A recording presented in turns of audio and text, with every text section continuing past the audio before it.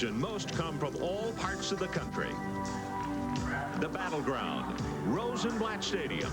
This is where they fight for supremacy in college baseball. And a dramatic moment in 1987, LSU versus Stanford. Tigers leading 5-2, bottom of the 10th. Paul Carey at the plate. Fastball hit high in the air, deep to left field, way back there, gone! A grand slam homer! Stanford wins! Yes, a storybook finish. And a bitter pill for LSU's Rob Hartwig to swallow. The Stanford Cardinals celebrated.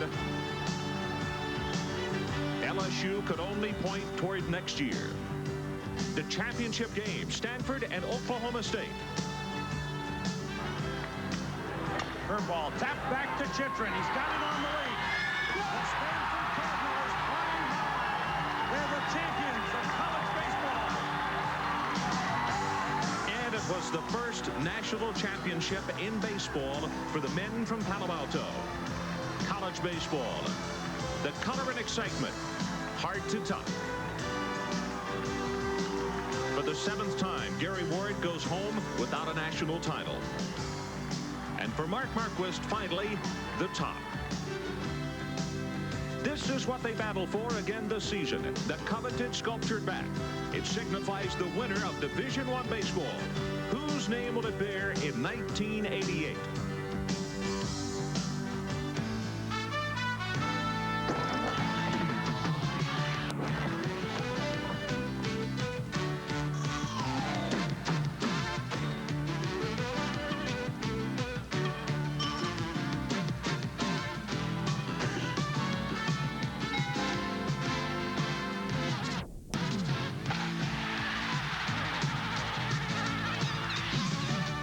The postmark says Baseball City, Florida. That's where we are tonight. Boardwalk in baseball in Central Florida.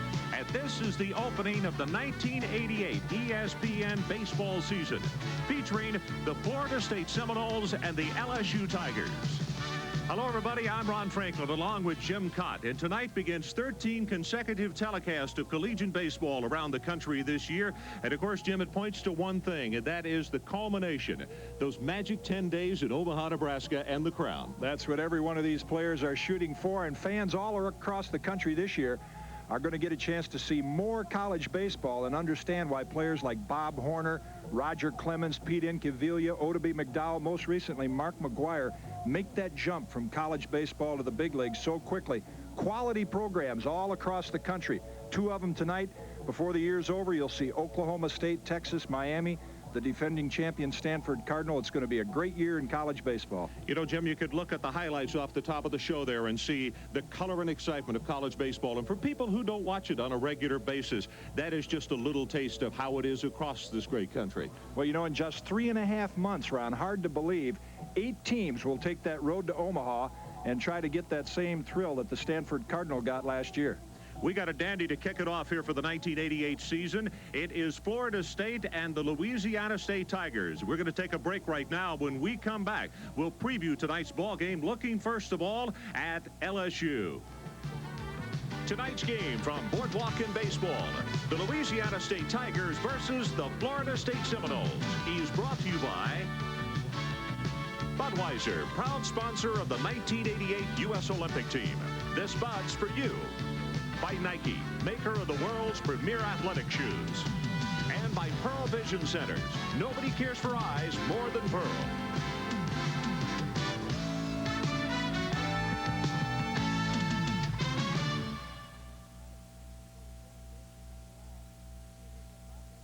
With a 3-0 mark, and for the LSU Tigers, they are 1-0. Let's talk first of all about Skip Bertman and his LSU Tigers. They lost 16 players of last year's team that went to the College World Series in Omaha, Nebraska. Somehow the terms Bertman and pitching seem to go hand in hand. He always has a great staff. And tell us about the youngster he's starting tonight, a 6'7" right-hander in Ben McDonald. Well, it might be the best pitching prospect that Skip Bertman's had in a long time, and that's saying something. McDonald has an explosive fastball, and surprisingly, one of his big pitches is a batting practice fastball. Gets a high percentage of strikes, kind of a modified changeup. He'll throw a sharp curve and an occasional split-finger fastball if he's not getting his curveball over. What about the offense with the LSU Tigers? Well, they've got a first baseman, junior college transfer, Adam Terrace, to go along with Terry Bell, brother of Joey, and Richie Vasquez. A couple of pronunciations we'll work on there tonight, but these three guys will provide most of the offense for LSU. Mike Martin and the Florida State Seminoles, oddly enough, 16 of their 25 faces this year are brand new, of the same team that went to the College World Series. Clyde Keller is on the mound for him tonight, and even the Floridians don't know Clyde Keller. I think they will before he leaves Seminole country, though, don't you? Clyde Keller's fastball is not as fast as Ben McDonald's changeup. Clyde Keller will throw a pound ball, a modified screwball for a change, and a low 80-mile-an-hour fastball. But last year, the numbers you saw were the first game this year. Last year, he was 18-0 at Sacramento City College. And if they have the lead late in the game, they'll go to Rod Byerly, the big lefty. Alisea and Blackwell, those names are magic down here. Is there a better nucleus around in college baseball, Jim? Well, Barry Blackwell is a great leader behind the plate as well as an offensive threat, and Edwin Alisea might be the best player that Mike Martin has ever coached. So it's the Florida State Seminoles and the LSU Tigers tonight in the opener of the 1988 baseball season on ESPN. These two teams have always played well on national television. We'll see if that comes true again tonight in just a moment.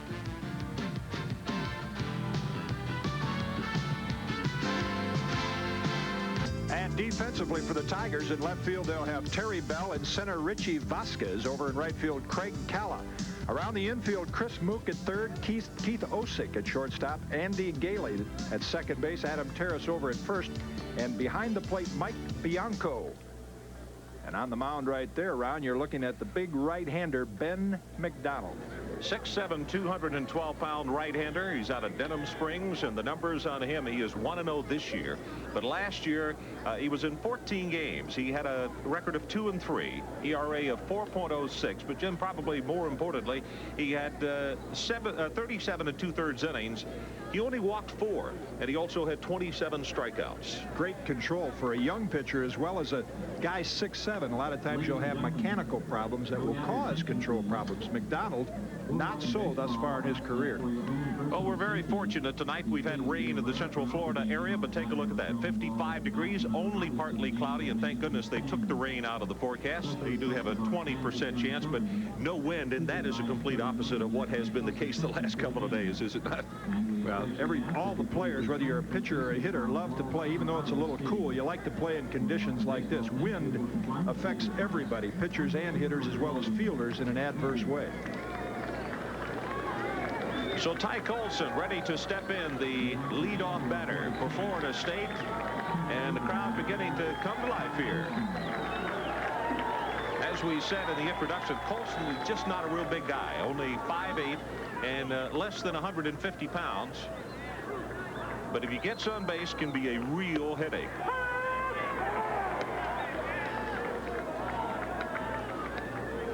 McDonald jumps out in front with a strike called, 0-1. There you see 5'8", 145 pounds on Colston. Colston, a good example, Ron, of how Mike Martin has taken a team at Florida State that for years was built around home run power. Terry Kennedy, Jeff Ledbetter. Now they're a speed team. Swung on and missed. 1-2. Fastball by McDonald in almost the same location that Colston let that one go just a moment ago. In Florida State, it has always been predicated on speed and a running ball club. However, Mike Martin told us yesterday he doesn't think they are as speedy this year. Swung on. That's going to be a foul. You know, you listen to these college coaches, though, before games, and you'd think all of them went about 2-80 for the year. Then you look at their records, and they're 55-18. Here's a look at the motion. Good hip turn and leg kick. Great mechanics for a guy 6'7". See, lands just a little bit on his heel, and with experience, he'll land on the ball of the foot and get more motion going toward the catcher. 1-2 on Colston, the leadoff batter. Swung on, just foul down the third base side. Now back to what Mike Martin was saying yesterday, that he didn't think they were quite as quick. And of course, one of the reasons, and we can elaborate more on the story later, but the fact that both Sanders and Lewis, who were part of this ball club, decided they were just going to play football and not play baseball. A lot of speed coming out of the lineup right there. Now we'll get into that story. That was really a devastating blow to this Florida State team. McDonald, very deliberate. The 1-2 pitch. Now, Sanders and Ronnie Lewis could well have been the Bo Jacksons for Florida State.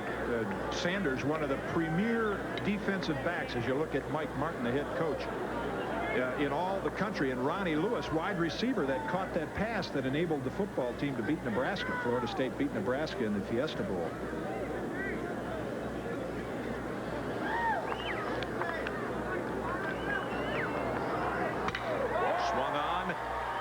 Lined into center field. Vasquez draws a beat on this one, and there's one away. The reason we mentioned at the top of the show, Ron, that we were kidding around with Vasquez pronunciation. The SID, the sports information director at LSU, said Vasquez. Skip Bertman says it's Vasquez. I said, Richie, how do you pronounce your name? He says Vasquez. So we got 3 of them for you. Vasquez makes the first out of the evening. That brings up Mark Giordano, the left fielder. Strike called.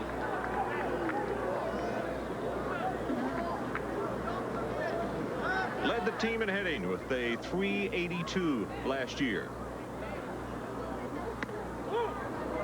Curveball away. Evens it up at 1-1. Finish up that Sanders and Lewis story. They told Mike Martin just a short time ago they were not coming out for baseball. Had he known that back in the fall, of course, he could have recruited some more outfielders. Fastball high. 2-1. Yeah, Mike Martin said, don't misunderstand. I have no problem with them making the decision that they just want to play football. However, had I known earlier, my recruiting would have been slanted a little differently. 2-1, and inside on that, and it's 3-1. How about that? Now you see all those things. He's not sending in the offensive plays. He's telling his catcher where he wants the pitch, what type of pitch it is. 3-1 delivery. That is fouled on the left side. Mook over making a try for it, but that's going to be about 5 rows up into the stands. Skip and I disagree agreeably on that point. He said, I understand at the pro level you have catchers and pitchers that know what they're doing. But on the college level, you have kids with limited experience, and he is trying, to his credit, to teach pitchers to use not just the plate, but move it a little off the plate, change speeds, make pitchers out of them. Sometimes it gets a little scientific, but I think he's doing a great job. Ball outside, and a walk for Giordano. So our first base runner of the night. Big Mark trots down to first base, and Edwin Alicea will step in for the Florida State Seminoles. See how Mr. McDonald works from the stretch. Well, his coach didn't waste much time in telling us yesterday that he simply thinks that this guy may be as complete a ball player as there is in the collegiate ranks this year.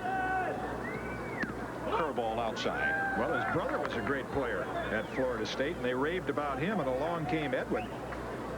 And his equal, or maybe even a notch above, his brother Luis.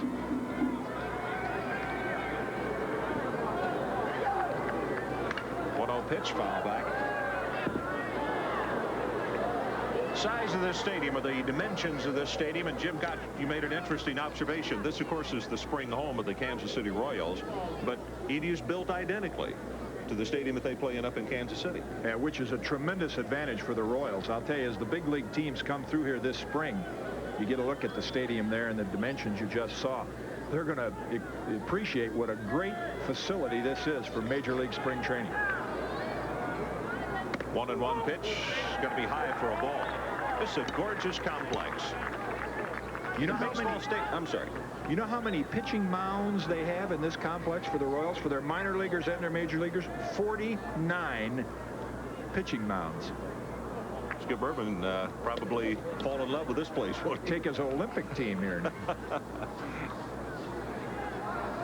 2-1 to Alisea, and that's fast strike in the outside corner. It evens it at 2-2. The infield, in case you're looking at your television set at home and wondering why, if there is a little difference as far as texture between the infield and the outfield, good reason, because it is artificial on the infield side and it's natural turf in the outfield.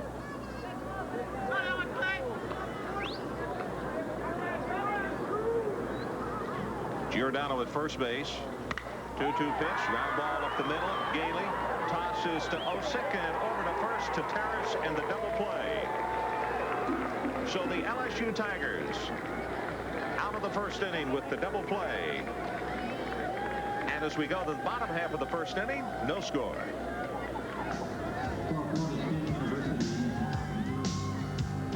In the Bayou country, they're roaring over college baseball.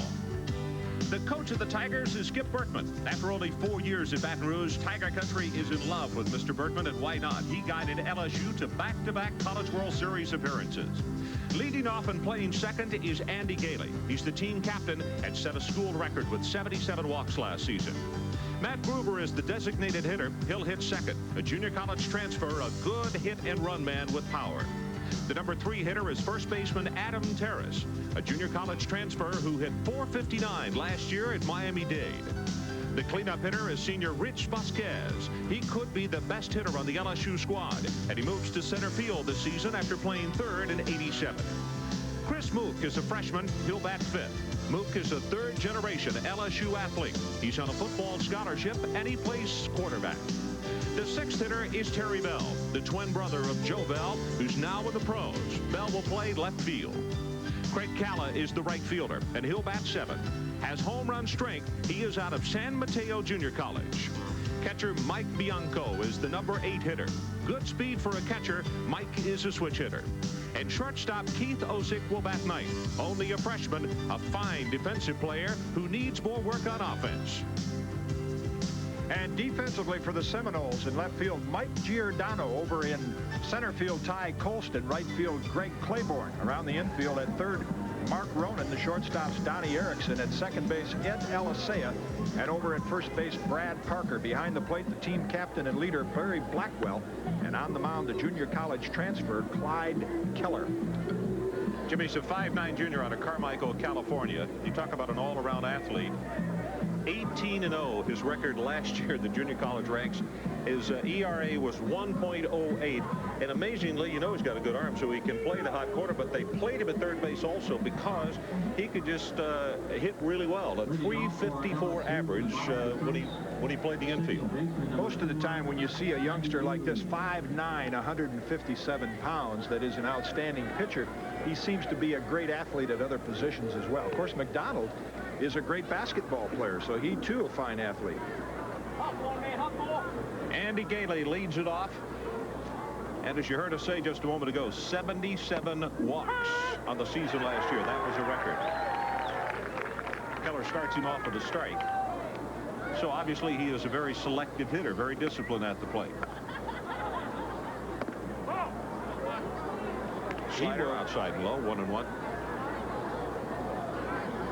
He will take a lot of pitches. You mentioned, Ron. He will be very patient, make the pitcher go to a deep count. High fastball that takes it to 2-1.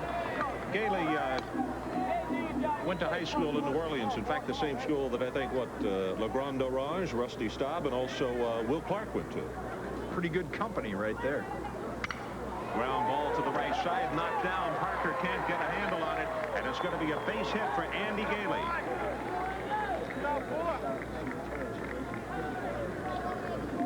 So Andy Gailey with a base hit to the right side. Parker knocked it down but couldn't secure it, and Clyde Keller is greeted with a base hit here in the bottom half of the first inning. You see right there a good effort on the part of Brad Parker, but just before that he made a slight step toward first base before he broke for the ball. Didn't quite get to it, and Gailey has an infield hit. Matt Gruber, the designated hitter. Good power on this young man, and Jim, when they were taking batting practice just a moment ago, he was sending the ball deep into right field. And we don't have that much wind tonight. In fact, that flag out there in right field is limp right now.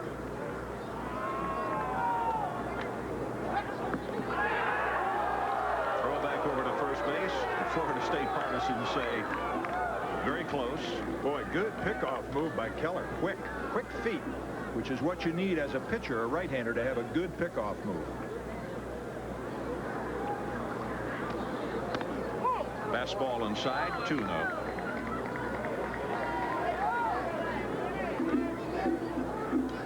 Bertman has Groover hitting in the second spot as a left-handed hitter for a reason. He will not steal a great deal, Skip Bertman, but a lot of hit and run. And right now, of course, the hole between first and second wide open. Did he hold up? The appeal says strike. 2-1.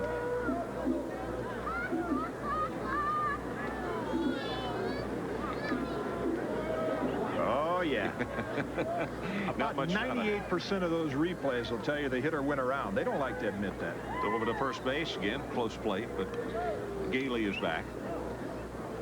You know, for the most part, well, now the Florida State outfield is moving around as Colston can't make up his mind. Either that or he's having problems understanding exactly what Mike Martin wants, because he went straight away and now just shaded just a little bit to right center. Gruber's not really a pole hitter, according to his coach. Low and outside, and it's 3-1.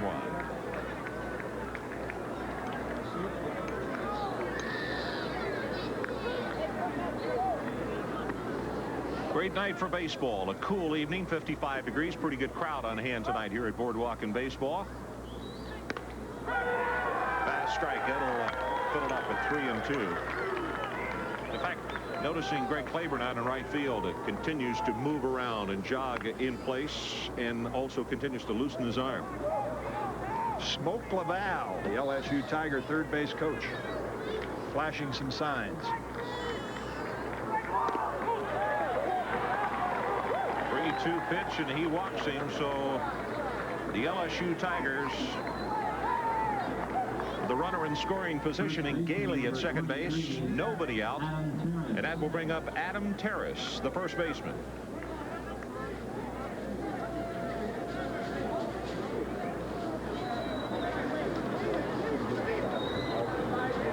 Good fielding first baseman.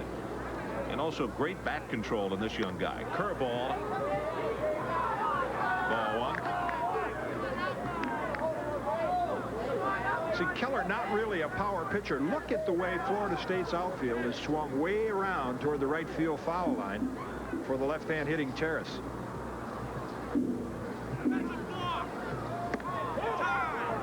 Outside, ball 2. Well, we had a quick balk call right there, Ron, by the third base umpire, Scott George.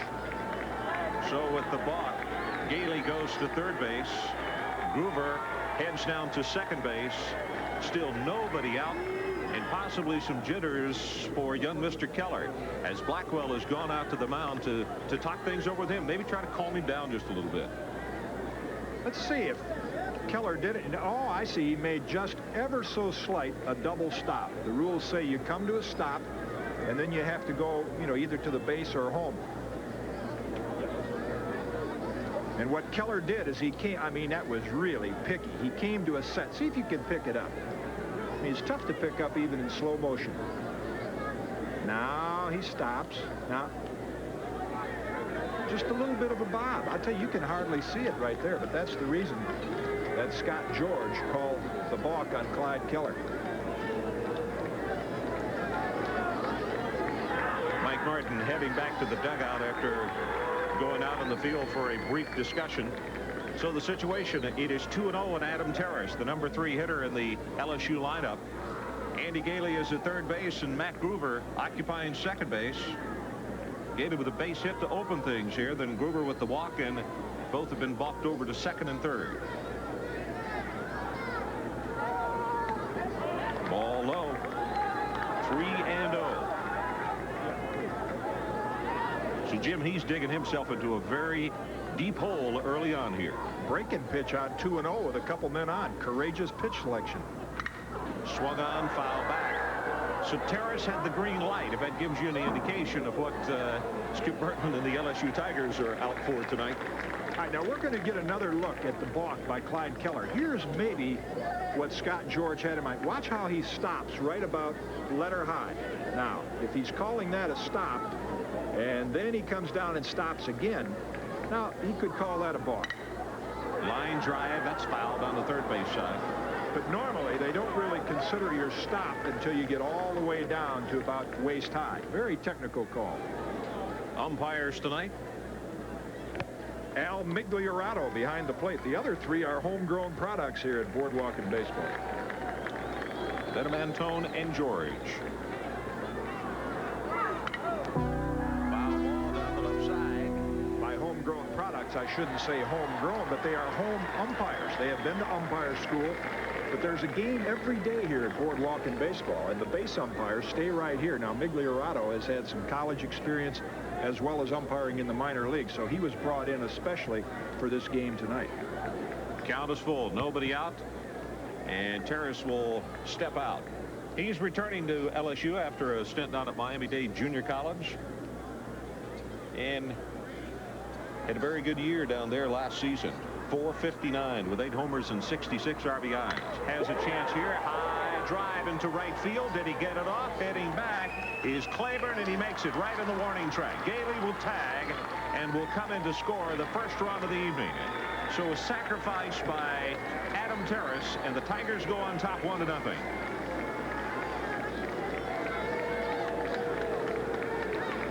Around last year, the Tigers had a first baseman named Pete Bush. He's sitting on the bench right now. Here's a good reason why. Adam Terrace, now that's a pitch up in the strike zone. Most left-handers are low ball hitters, and boy, he got his hands in the barrel of that bat out in a hurry. Most ballparks that these kids play in during the year, that's going to be a home run. LSU on top 1-0 as Rich Vasquez steps up to the plate. Curveball for a strike.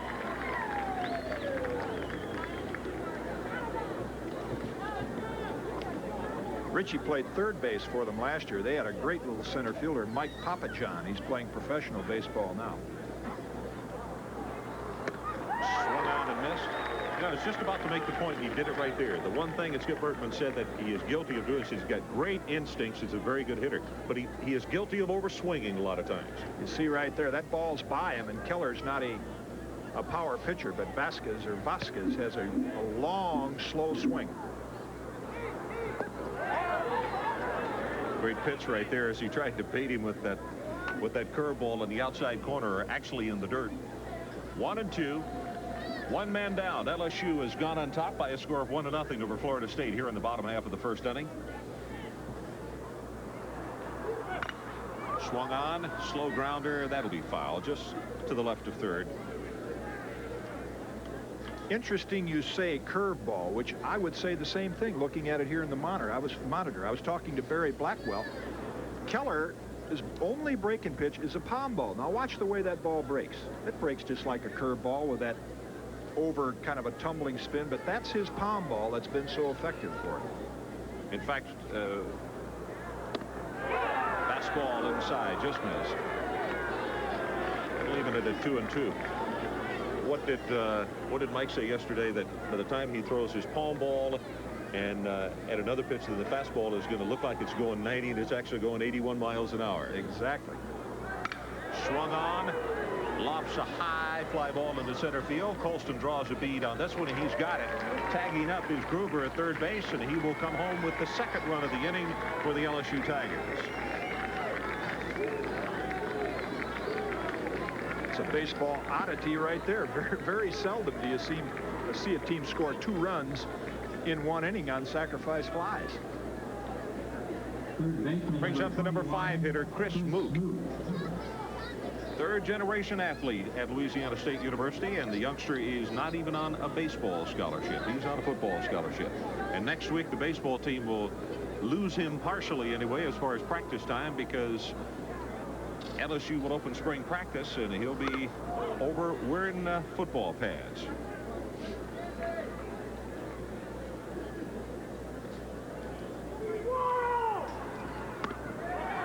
Fastball high, 2-0. Clyde Keller making his second appearance. Outside corner. Good pitch right there. 2-1. Some tradition the Mook family has at LSU. Yeah. Father played there. A couple of uncles and a grandfather, I believe, all played at LSU. Swung on high, foul ball down the left side. That'll be out of play.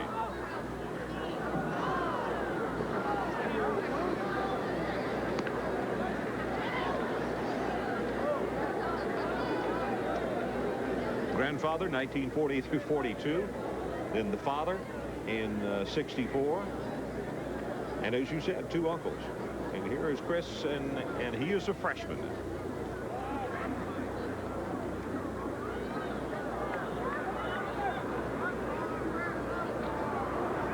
Keller working, gets him on a good change-up right there, and he is out of the inning. So for the LSU Tigers, they come up with a couple of runs on 1 hit, and they lead Florida State 2-0. Louisiana State University involving the third. In the stands, fans, you and I looking on TV right here would say, this kid's got a pretty good curveball. But here is Clyde Keller's pound ball. Watch the way that's like a Bert Blyleven curveball. And that's the reason he can pitch effectively with an 80-mile-an-hour fastball. That pitch and a little half of a screwball. 2-0. LSU has gone on top. We're going to see Blackwell, Donnie Erickson, and Greg Claiborne in this inning. Actually, I called that a changeup, but boy, the palm ball. You know, actually, I'm anxious to see the next inning for Keller, because I have a feeling that maybe the butterflies are out. It looked as though that on the last batter on Mook, that he did a better job of kind of from within and gaining a little bit more composure. Exactly. You know, he had a fantastic record, as we showed you in the graphics, at Sacramento City College, but now he's getting into major college baseball. He's pitching on national TV for probably the first time in his life, so that is bound to have affected him in the first inning. Top of the second inning, Barry Blackwell, All-American catcher. This is his 4th year as a regular, if you can believe it. Fastball outside. For those of you sitting at home wanting to know just how fast can the 6'7" gentle Ben McDonald bring it, his coaches say 90 and in the low 90s.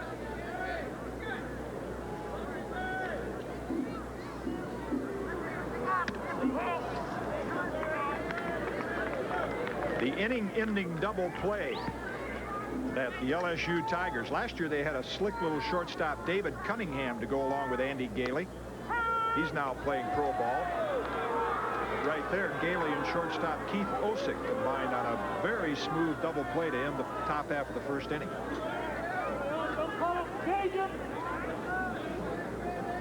The 2-1 pitch swung on and missed. 2-2.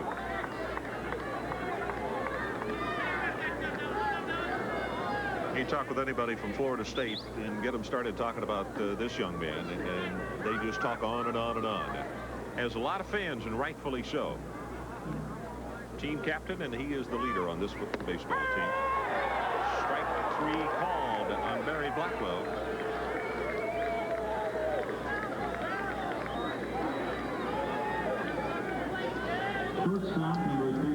Might have been, Ron, that might have been a little bit of the pitching strategy, calling the pitches by Skip Bertman. See, he's got the charts from last year's College World Series. What counts these guys swing on, what they take on. He caught Barry Blackwell looking at a fastball right down Broadway. Curveball high on Erickson.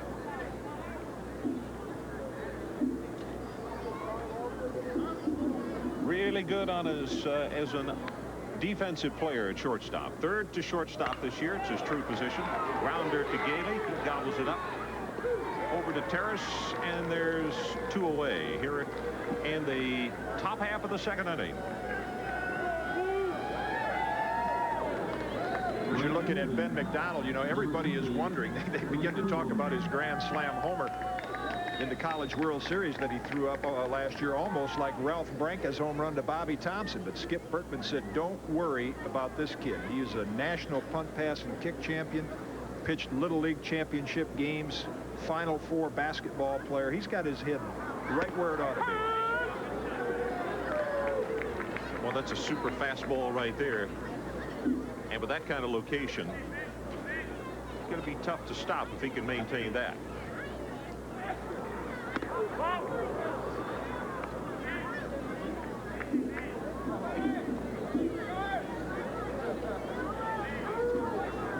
Chip Baker down at third base. Chip's the recruiting coordinator. Rod Delmonico, the first base coach for the Seminoles. 2-1. Tigers on top, 2-0 as we play here in the top half of the second inning.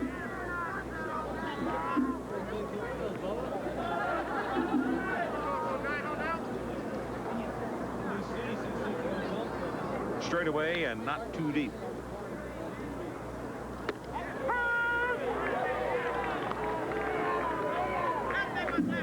Strike call. That evens it at 2-2.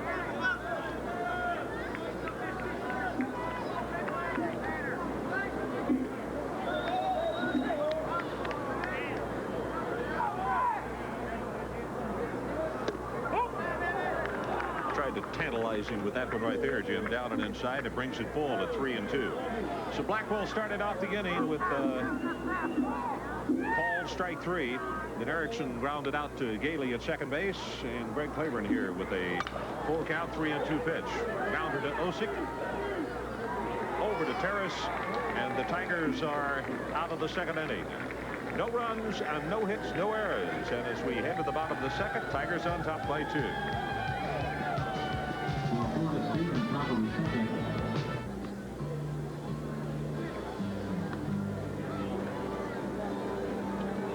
LSU leading 2-0 over the Seminoles of Florida State. You talk about great tradition as far as a baseball school. That's beautiful right there, the Ferris wheel here at Boardwalk in Baseball. Take a look at the Seminoles right there, Jimmy. Well, I tell you, Mike Martin took over for the late Dick Hauser. Dick coached just 1 year at his alma mater, and then, as you see before that, Woody Woodward. What a great baseball tradition and great quality people they've had at Florida State over the years. Terry Bell, the left fielder, will lead it off here in the bottom half of the second inning for LSU. Swung on, ground ball, and it's a base hit to the left side. So Terry Bell on with a leadoff single here in the second. I said I thought that Keller might calm down just a little bit. But Bell made sure that he didn't get off to a real smooth start. Well, you see right there, quick hands using that lightweight bat. Terry Bell with great strength and quick hands waits till the last minute and really gets the barrel through in a hurry. Just hit the ball on the ground, but a perfect spot between third and short. Right fielder Craig Kaat, next hitter for the LSU Tigers.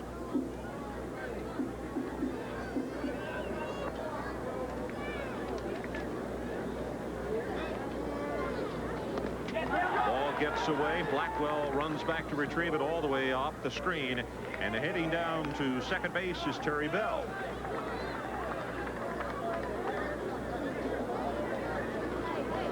Around Mike Martin is sending the pitches in to Barry Blackwell. Now, right, oh, it looked like maybe he crossed him up, but he did not. Blackwell did his best that he could to get the body in front of the ball. That's about all you try to do as a catcher, is just throw your body in front of the ball, but it hopped up and hit the mask and hopped away from it. Craig Kaat, who hits in the number 7 position. Big, strong guy, and the coaches say very capable of hitting the long ball. He's got a runner in scoring position right now in Bell at second base.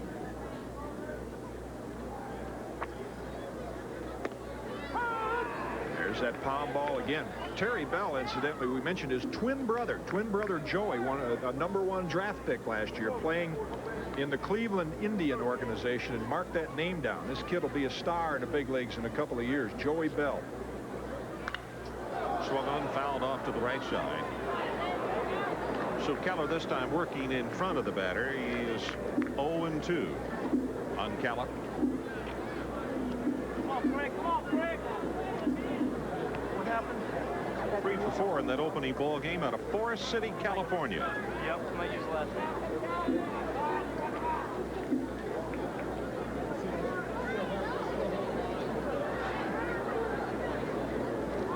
fakes a throw back to second base. Nobody moving, neither the second baseman nor the shortstop. Bell sneaks back in. Mike Bianco is on deck. 2-0 pitch swung on. That one caught Blackwell on the thigh, I think, didn't it? He's getting beat up back there, which happens when you have an off-speed pitcher like Keller throwing a lot of pound balls, pitches that are down in the strike zone, and hitters are just nicking them. You get those foul balls that bounce up like that, in addition to the 58-foot pound balls that he had to try to block just a little while ago. He loves to play, though. I guarantee you, you've got to love to play to be a catcher to begin with, but Barry Blackwell, exceptional. 0-2 the count, nobody out. Bell, pretty good lead off second base. Ball on outside. He came down to the side on that pitch right there. I think he fooled the home plate umpire a little bit. That's the first time he'd done that. That looked like a pretty good pitch, but he will drop down against right-hand hitters when he's ahead in the count like he is right now. Coming down from Port Arthur, as they say down there in Texas.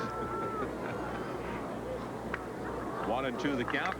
Does it again. Fouls off to the left side. In fact, he came even farther that time. So Clyde Keller really having to work hard here tonight. Gave up 2 runs in that opening inning. After Gailey started things off with a base hit and walked to second, was walked over to third base, and was brought in on the Adam Terrace sacrifice fly. Gruber walked, and he wound up scoring also. Outside, 2-2. And Mike Martin really hoping that he can nurse Clyde Keller through 5 or 6 innings, because he'd like to get to Rod Byerly. He does not have a lot of experience pitching. He's got an outstanding staff of freshman prospects, but he'd prefer not to go to them this early tonight. 2-2 inside, and he walks him. So runners at first and second for LSU. And just as they started off the first inning, first 2 men are on base. Pitcher number 5, Mike Bianco. Mike Bianco, the catcher, steps in.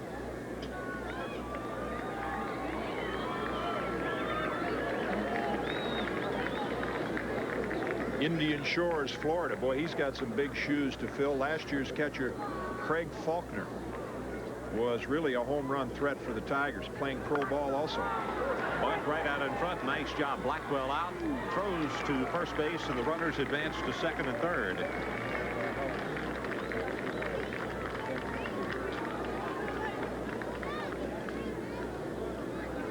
Talking about the new turf here at Boardwalk and Baseball, Ron, it's Omni turf. Now watch how quickly this ball stops. You see, almost like a soft pitching wedge hitting the green in golf. This has a sand base to it, this turf. Much easier on the legs and the knees, and the ball is not as quick off this turf as normal AstroTurf. Example of it right there. 1 down as Keith Oelsing, the shortstop, steps in. Real good defensive player, and he is, as the coach's term, needing work on offense. He's got a golden opportunity right here.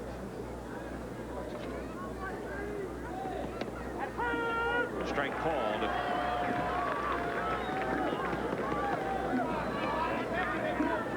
Just gotten a note from down the way that Byerly has gone to the bullpen. Boy, a little early for your stopper, but Mike Martin's going to him early. Fastball outside, 1-1. Actually, Byerly is not in that category of just being a short reliever. He was 9-4 last year for the Seminoles, pitched in the College World Series, and he's capable of going out there and giving you 6 or 7 innings.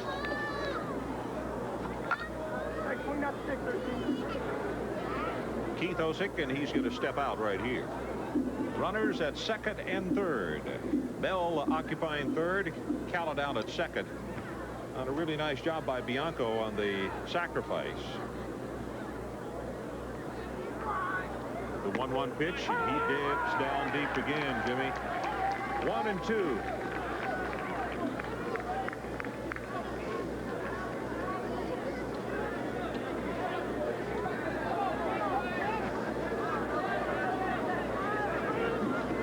Outfield is straight away for Oelsing. shortstop's head. Erickson can't get up to reach the ball. Bell will score, and stopping at third base is Kaat, and it's a bloop single as the infield was in just a little bit, and it was enough to get it out over the outstretched arms of shortstop Don Erickson. You mentioned the good play by Bianco. Great fundamental baseball early in the game. As you see, Keller dropped down low now just off the end of the bat, but the infield has to play in here with the man at third base. If Bianco doesn't bunt them over, they're playing normal depth, and that ball's an easy out. So Bell scores, and LSU goes on top by a score of 3-0. And Mike Martin heading out to the mound as Blackwell had already gone out to visit with Clyde Keller. So far, we've seen a real good example of LSU playing good fundamental baseball. I mean, you call it fundamentals. It's not really pure fundamentals what they did in the first inning, but their hitters getting pitches that they could get in the air and get sacrifice flies. Now in this inning, of course, Bianco with the key sacrifice bunt that enabled the runners to move up and forced Martin to play his infield in, and that gets him an extra run. You know, one of the things that Mike Martin mentioned yesterday also is the fact he said we cannot afford to get down 4 or 5 runs, particularly early, because offensively, this early in the season, we'd have too much of a hill to climb. So at the top of the order, Andy Gailey steps in. Bottom of the second inning, Gailey led off tonight's ball game with a base hit. Plus, Ron, he does not want to get down to LSU because he knows that Skip Bertman, you know, the pitching guru of college baseball, has got deep pitching over there in that first base dugout. Callow's the man at third base. Keller fakes the throw over to third.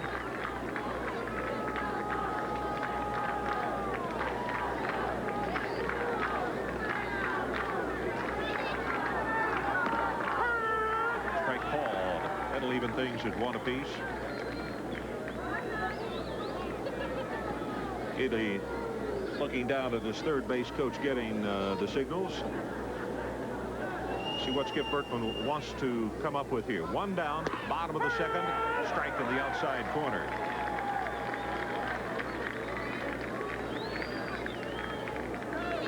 Yeah, but he needs one more like that. He got to stop pitching uphill or behind as he has. Comes down low, line drive. They'll come home with the play, and they've got him hung up. Kaat heading back to third. Blackwell runs him down, and he's going to be tagged out as heading down to second base is Osick. Gailey at first, but in the rundown, the second out of the inning. Quick decision by the third baseman right here, Mark Ronan. Instead of going for 2 with Gailey, good speed, he comes right to home. Of course, the runner on third is instructed, once that ball hits the ground, you go to home to break up the double play. And there you see Ronan finishing it off by making the tag. It was a sharply hit ground ball. Well, he was off at the crack of the bat, and when the ball is hit that quickly, not much decision for Ronan to make. The freshman just came right home. Ronan did the right thing, so did Kaat. 2 down in the bottom of the second. Florida State trying to quell this second inning rally by the LSU Tigers, who have gone on top 3-0. 2 in the first, 1 here in the second.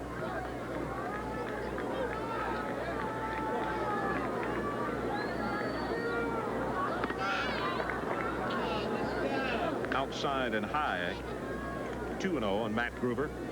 Matt walked his first time up. He wound up scoring after he was balked over to second base.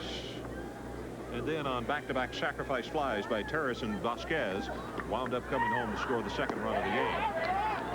Ball low. 3-0. And again, it is Keller working from behind rather than staying in front of the batters. Andy Gailey at first base.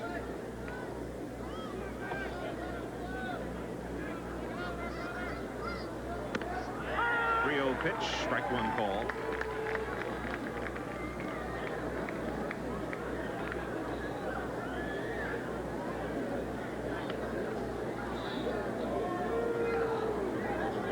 Center fielder Ty Colson again, just a little bit of a swing into right center, swung on and missed, and that'll bring it full at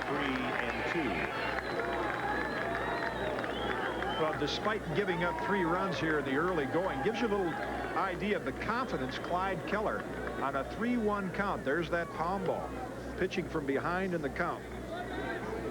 Excellent sign for a young pitcher to have that kind of confidence in his off-speed pitches. Payoff pitch inside, ball 4. So Gruber heads down to first base. And the LSU Tigers have the bases loaded, and here comes Mr. Martin. He has seen enough.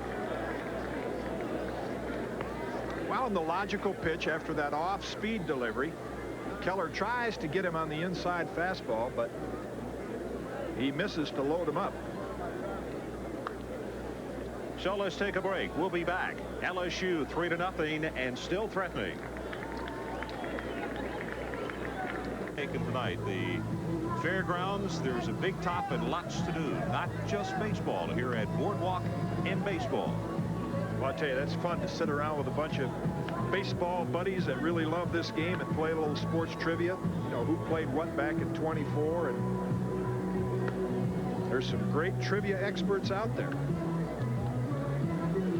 Hey, you're looking at Rod Byerly, and Ron, he did a great job last year for Florida State. 9-4, and as we mentioned, pitched in the College World Series. He's pitching tonight very close to home. Grew up in Orlando, Florida. First baseman number 20. He was thought to be the gentleman who would be the #1 stopper out of the bullpen for Florida State, and I'm certain that Mike Martin did not want to bring him in to have to stop this early, as you see his numbers for 1987. 1 2/3 innings on Clyde Keller. 3 hits, 3 walks, 1 strikeout, and of course the book is not closed on him as yet. Adam Terrace steps in, greeted by a high fastball. Bases loaded for Adam Terrace. He had a sacrifice back in the first inning.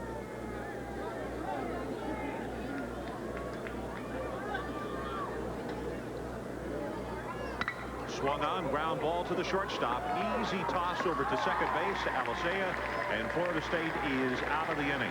But not before LSU gets 1 run on 2 hits, and it's the Tigers 3-0.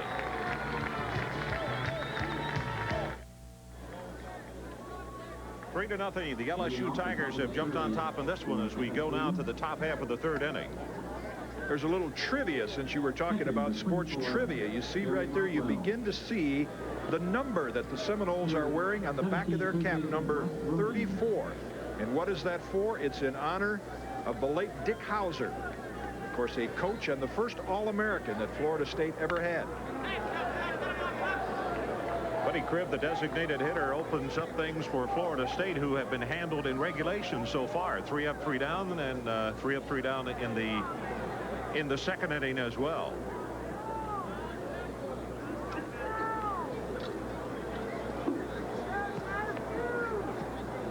Cribb, the designated hitter. Ronan, I beg your pardon.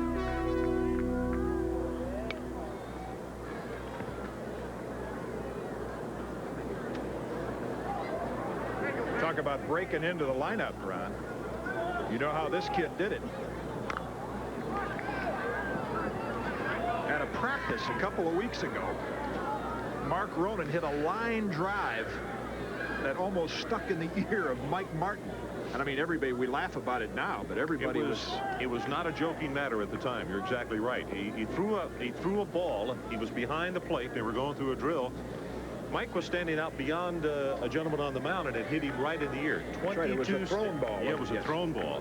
22 stitches later, and they said it knocked him unconscious for a second. He said, I was trying to be a tough guy, hopping right back up as the ground ball hit right back to the middle, toss over to first base. And Ronan is out with his first attempt of the evening. Not often you do that to get yourself in the lineup, but ironically, the next day, Mike Martin put Mark Ronan in the lineup in third base. They made a change here, if any of our fans are scoring along with us. Before the game, they had mentioned Buddy Cribb at the DH hitting in the 7th spot and Ronan 8th, but they've flip-flopped him right at the start of the ball game. Ball outside. This is Cribb, youngster we were talking about. Yeah, in fact, jokingly, Skip Bertman said to us as we walked up in the stadium tonight, he said, by the way, I've got a lineup change, which is death for all producers and folks up in the booth. Strike called. And sure enough, but it was not Mr. Burton, it was Mike Martin who did a last-minute change on us here. So Ronan batting in front of Buddy Cribb.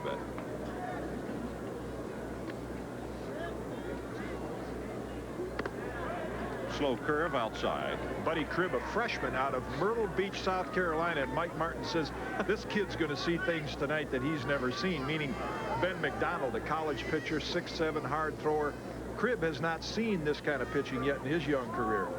Swung on, and he has greeted Mr. McDonald with the first base hit of the evening. How do you do? And he says, who cares if I've never seen him before? I can hit him anyway. You know exactly what his coach said yesterday, is this youngster may be in for a real awakening. Those were his exact words. He woke up in a hurry. Here's the look at Ben McDonald's high leg kick in the motion. Number 19, Brad Parker. And the fastball up in the strike zone. I saw the little bit of the turn of the hand of McDonald, and I think that was what he calls his batting practice fastball. Strike called on Brad Parker, the big first baseman.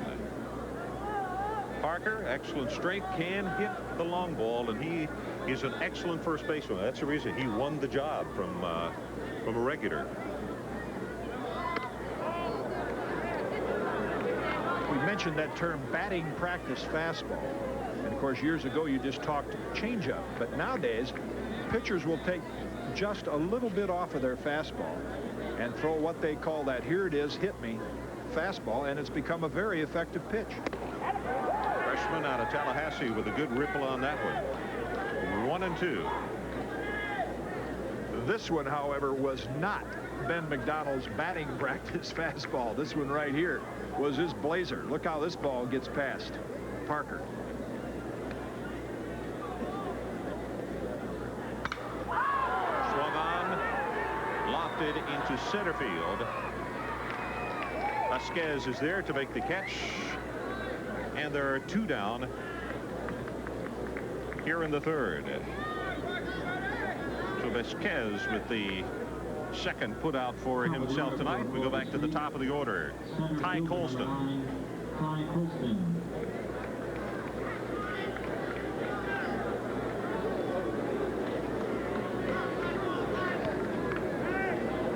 Colston the first time tonight, fly out to center field, swung on and missed.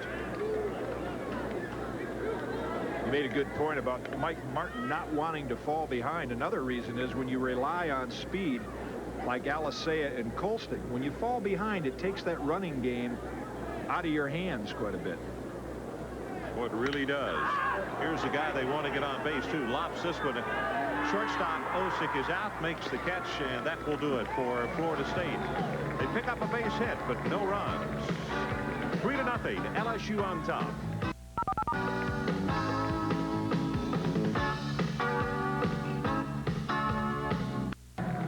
LSU with a couple in the first, one in the second, and they have gone on top 3-0. You think catchers aren't a little bit different? Matt Clemens, a backup catcher for the Seminoles. I don't know who's got the better of the haircuts, the mascot or Matt. Matt looked like he was the one that Ronan hit in the side of the head with that thrown ball. For LSU, center fielder number 17, Rich Vasquez.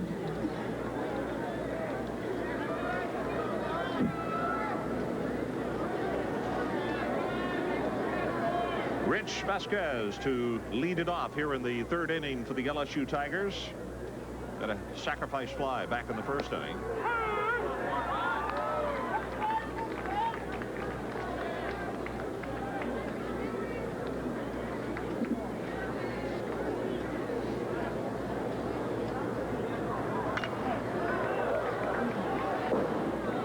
Fouled out of play, and very quickly Byerly working in front of center fielder Vasquez.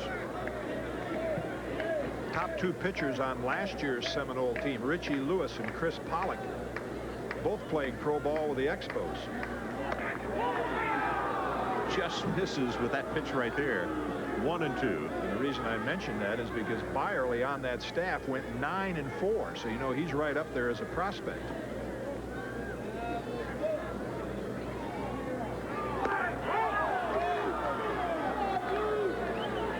Two and two. Vasquez, I'm sure, took a deep breath on that one right there because it was close. LSU, the opening 2 innings, has gotten the first 2 men on base. Fouled off. Blackwell again takes one. He really has gotten pounded a lot early on in this game, Jim.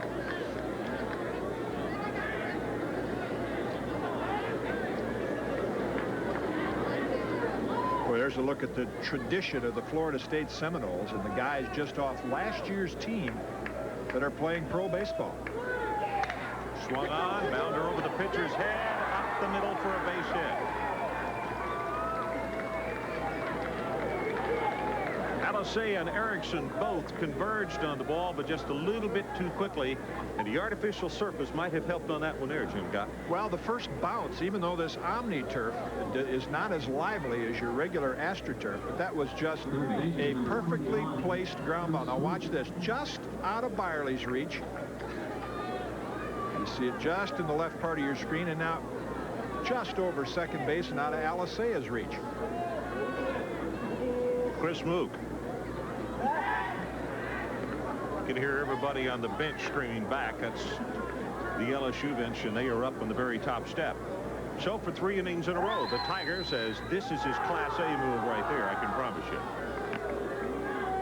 Vasquez back very quickly, hit first.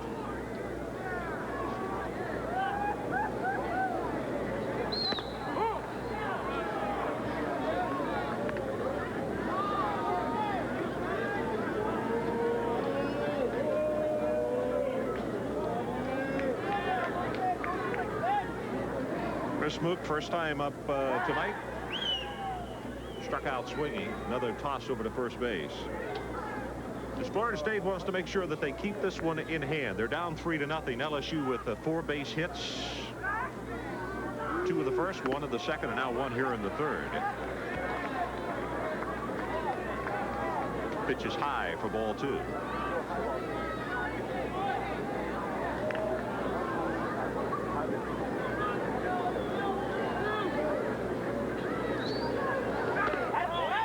Blackwell fakes a throw down to first base.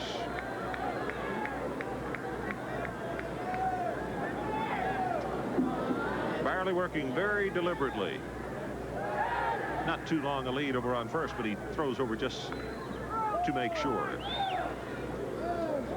Most coaches start looking at what, 13 to 14 feet, and they're going to go over there real often, right?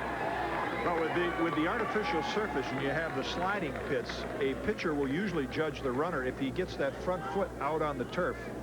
He's gotten a little too far. And of course, your base stealers like Joe Morgan, who will be working with us here in the games on ESPN, the Morgans and the Brocks, Henderson, guys like that, they'll get that foot out on the turf, and they can still get back because they have that quick reflexes and blazing speed. This is Terry Bell. He had a leadoff single back in the second inning. Moved on down to second on a wild pitch. That was later brought in by Keith Osick on a single. 3-0. LSU on top. Runners at first and second. Strike called on Bell.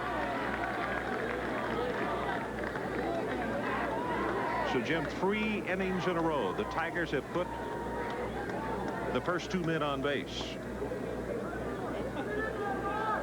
I saw Mike Martin before the game. You know, he's got a lot of gray working its way into his salt and pepper hair, and after innings like this, you see why. Ground ball up. Alisei steps on second, throws back to first. That's a great double play.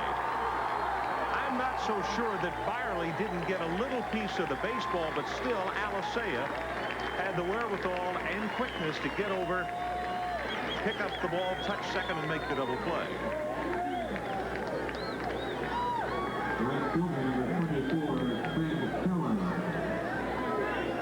I'll tell you what makes this such a great play. You're just looking at the tail end of it right there. Is that Alisea had to make a quick decision whether to flip the ball to the shortstop or whether to take it himself.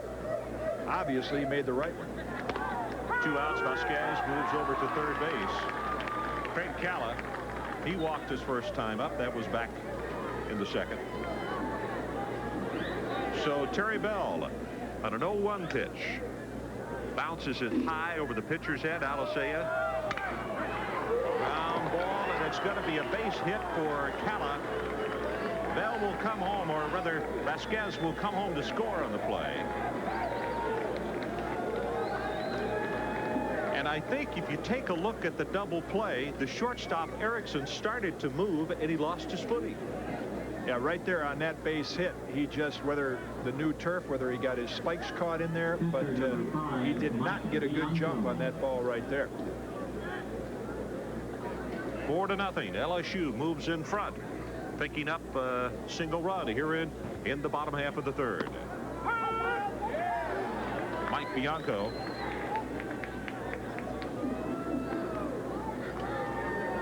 Ball one. He had a sacrifice back in the second inning. Swung on, line drive into left field, right at Giordano, and he's got it for the third out of the inning. But LSU on a base on 2 base hits, score another run. 4-0. Tigers on top. LSU leading Florida State 4-0 here at Boardwalk in Baseball. We're in Central Florida tonight. And Jim, for people who are saying where in the world is Baseball City, Florida, it is southwest of Orlando. And this is where Kansas City spends their spring. Brand new complex, and I mean a magnificent facility. Talking with John Sherholtz and John Wathen, the manager of the Royals. That's a look at Skip Bertman, the head coach of the Tigers right there. But watching the Kansas City Royals work out this morning, and they were raving about the facilities they have here for their entire minor league organization. We mentioned earlier 49 pitching mounds, a lot of batting cages under cover in case they have bad weather. So just an ideal setup for spring training and a great place to come and watch a game like we're seeing tonight. Well, a super thing which you can remember is also when they bring their families, which they do, is Giordano takes that first pitch from McDonald outside. But boy, the kids going to love to come to spring training down here with the Kansas City families because of everything that's in this park. Check swing, gonna be trouble, and he got it. Osick with a fine play. After McDonald had gone to his right off the mound, fell down, and whether he touched it or not, I'm not sure, Jim, but Osick never stopped coming. Well, that shows some outstanding concentration and reflexes by Keith Osick. First, McDonald dives for it, can't get it. Now he has to worry about the third baseman, Chris Mook, coming over, and he still kept his eye, his coordination, his eye on the ball. And then an outstanding play by Terrace. Check swing right there. Tried to hold up, couldn't do it. And then Adam Terrace with a great stretch and hanging on to the ball at first. Alisea steps in, takes first pitch low for a ball. Alisea hit into a double play back in the first inning. Giordano had walked that first time up, and then Alisea with the ball hit to the second baseman, and gaily to Osick and back over to Terrace, and in fact that got the Tigers out of the first inning.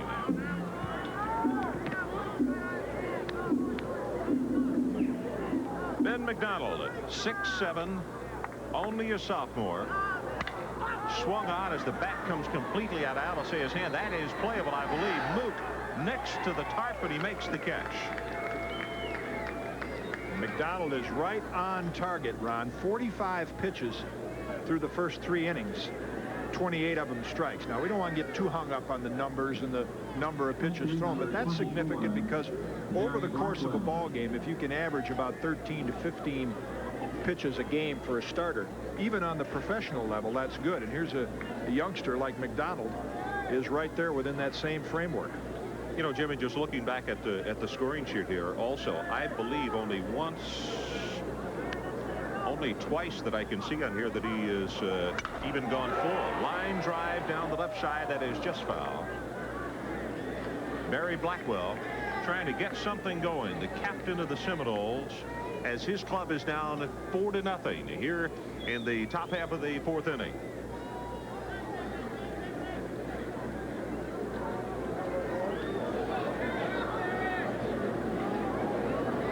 McDonald shakes that first one off. In fact, in that shot right there, a good look. In fact, you could see his breath. We started off at 55 degrees, and here in Central Florida, it's supposed to go into the 40s tonight, I believe. Blackwell on the 0-1 pitch, grounds it to third. Mook with the long throw, and he's got him. So Blackwell is out, and so are the Seminoles. 1, 2, 3 in the 4th inning, and it's the LSU Tigers 4-0.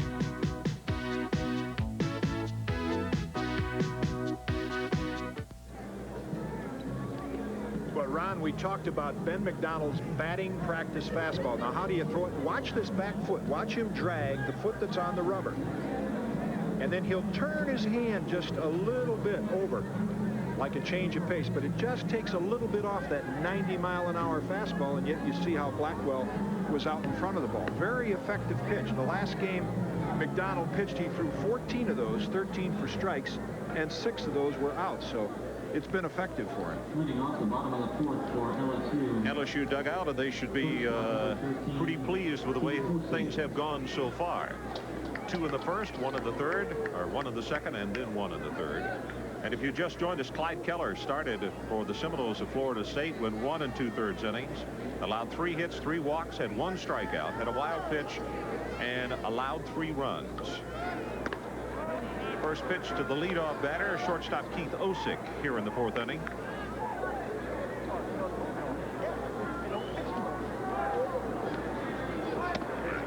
One-0 pitch in there for a strike call.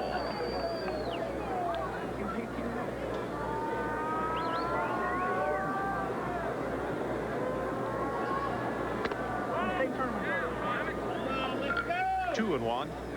Osick had a base hit back in the 2nd inning.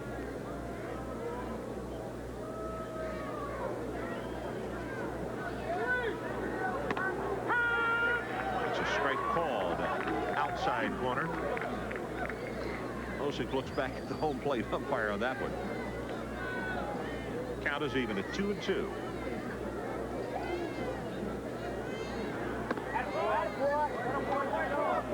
Changeup misses, and full count. Byerly now with a 3-2 on Osick.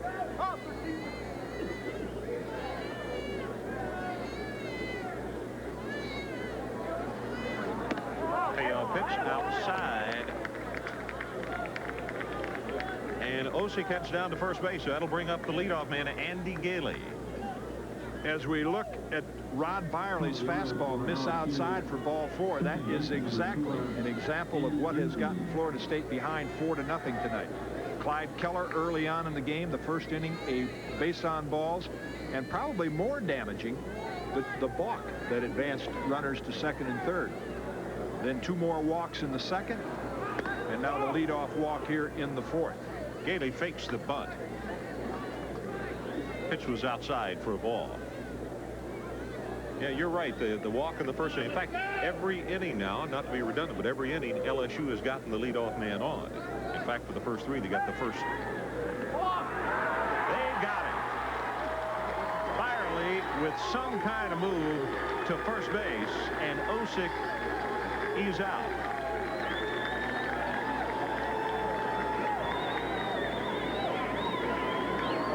Well, I think Skip Bertman is hollering at the first base umpire right now. You see how far Byerly's front foot, there's kind of an imaginary line that's drawn between the pitching rubber, between first base and home plate, that the left-hand pitcher can step. And Byerly really extended over that line as you look at first base umpire Fred Benham, who made the call. Clever move by Byerly, but it looked like a balk. Strike called. 2-1 on Andy Gailey.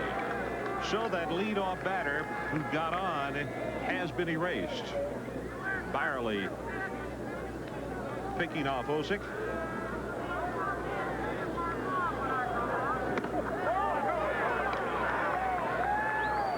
On the appeal, first base umpire says no.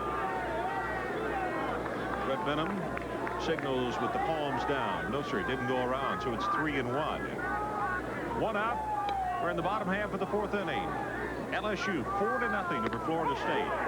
Outside, ball 4, and another walk by the Florida State staff. So he gets himself out of jeopardy and comes right back and walks gaily. Well, one of the oldest sayings in baseball, it's not the long ball that'll beat you, it's those base-on balls. And there you get another look at it. The pitch to Gailey, just outside. Matt Groover walked in the first, walked in the second. Toss over to first. Well, Byerly says, I'm going to see what kind of stuff you're made of here, Mr. Gailey.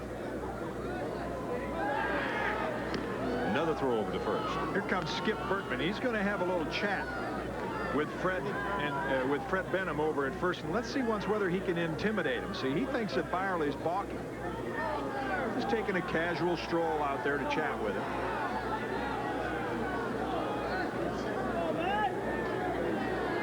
I'm really surprised that they let him get away with that. Bertman just coming out to argue. I mean, the first base umpire's just got to say, hey, get back in the dugout. I'm calling the balks over here. But he let Bertman just walk out, talk to him, explain his case. That is probably one of the toughest calls for an umpire to make, because as I mentioned earlier, there's that imaginary line that a left-hand pitcher is supposed to step. If you're going to throw to first base, you're told to step toward first base. If you're going to throw to home, step toward home.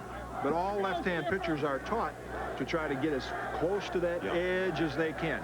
Try to make it look like you're going to home, and then at the last minute go to first base, and that's what Byerly does. See, he's way this way, doesn't quite step toward first, and gets the job done. Now let's see whether Bertman has intimidated that first base umpire.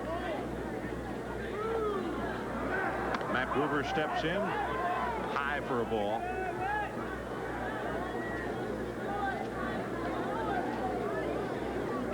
One man out at the bottom of the 4th.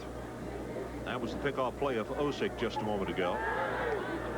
Throw back again, gave it back in plenty of time.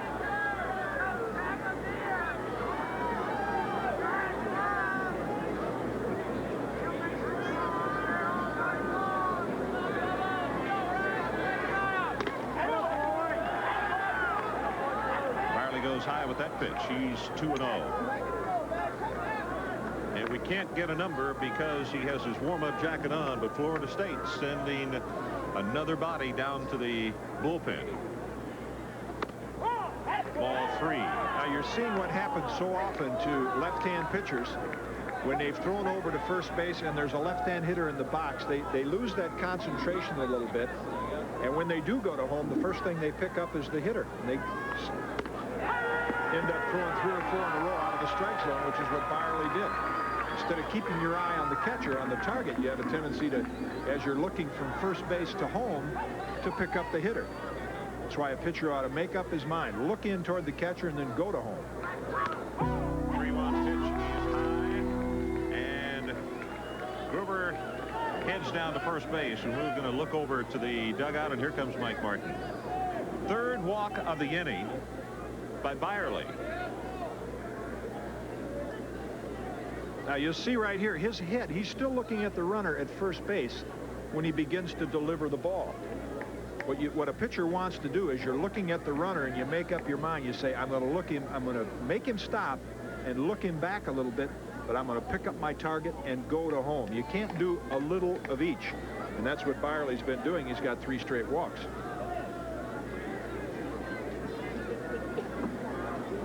One for his benefit, it's a good thing that he came up with a pickoff move of Keith Osick. You know, and last He'd year, have him full right now. he only walked 18 men in 109 innings, so he's got good control.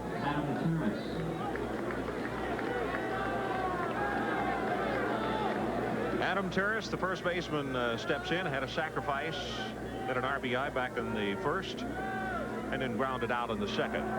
Pitch on the way, locked it to left field. Giordano draws a bead on this one, back a couple of steps, makes the catch, and there are 2 down here in the 4th. So it's up to Rich Vasquez.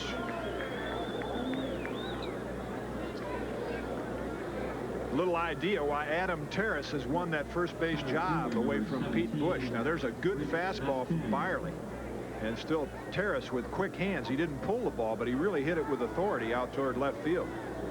This ballpark not favoring the hitter. It's a generous park, and what breeze there has been tonight's been blowing in. Strike called, and Rich Vasquez, he had a base hit his last time up, wound up scoring a run.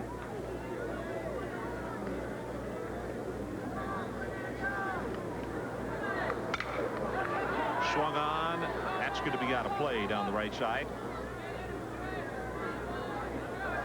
Well, Mike Martin said if they fell behind, we might get a look at some of his freshmen. He feels like he has as deep a staff. He doesn't have a Richie Lewis or a Chris Pollock, who were his aces last year. He's hoping that either Byerly or maybe Keller or one of the freshmen, we may see Ricky Kimball or Jerry Santos tonight, that one of them will come to the front and be a dominant pitcher. Ricky Kimball warming up in the bullpen right now. We may get a look at the freshman. Byerly working in front. He's 0-2 on Vasquez. And the reason we have to get the information because of the configuration of the ballpark, the bullpens are just out beyond left field and right field, and the players are obscured. Swung on, hit into center field. Colston on the run, way back to the warning track, and he makes the catch. Well, Vasquez sent Colston to just about as deep a spot as you can in this ballpark, but he caught it. 4-0. Tigers on top. Well, there you see the score. Florida State finally stopping the offensive attack of LSU. First inning that they have not picked up one. Well, I know Mike Martin misses Ronnie Lewis out there in center field, the fleet-footed wide receiver. But look, get a look at Ty Colston. Watch how he watches that ball right into his glove. No fear of where the fence is or anything like that. Fine running catch by Ty Colston. Johnny Erickson, the Seminole shortstop, will open it up here in the top half of the 5th inning. Florida State needs to get something going. Low and away. Their biggest problem has been that 6'7" youngster out there on the mound by the name of McDonald. Boy, he doesn't look like this his early season, does he?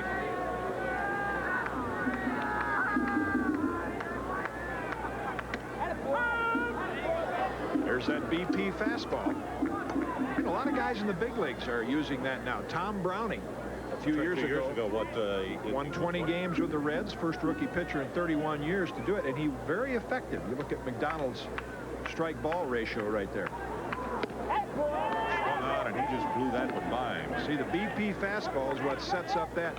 I get kind of a kick out of that because scouts are looking all over the country for guys that can throw the ball 90+ miles an hour. You see that one get by Erickson.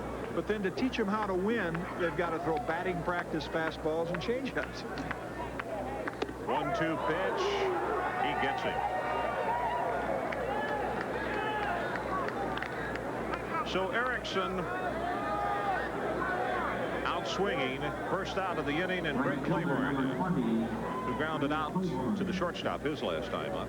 Well, you talk about some weapons, Ron. Look at the motion right here of Ben McDonald. And then that sharp curveball that he polished Erickson off with. Great mechanics for a kid 6'7". Swung on, line drive to left field. That's a base hit. Bell comes over to pick it up as Claiborne rounds first, and he'll come back. Greg Claiborne with a one-out single here in the 5th inning for the Florida State Seminoles. And that means Mr. Ronan, who grounded out his last time, bounced back to the pitcher. Steps in with a runner on board. It's only the second base hit of the ball game for Florida State off Ben McDonald. And the graphic that we showed you just a moment ago, only 52 pitches through 4 innings. That's unusually low for a young pitcher. Checks the runner, pitches outside.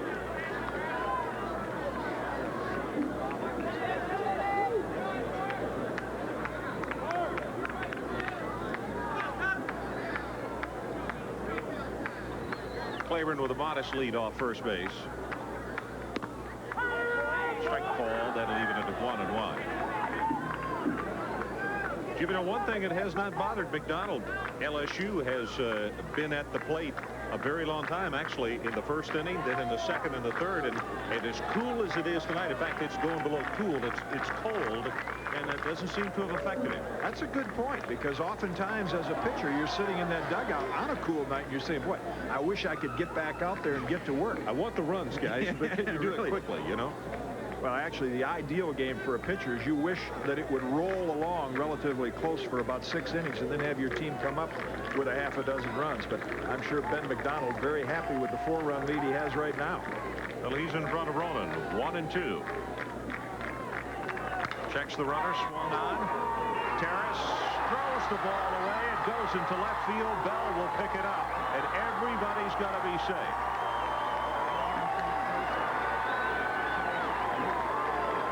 Terrace just threw it away.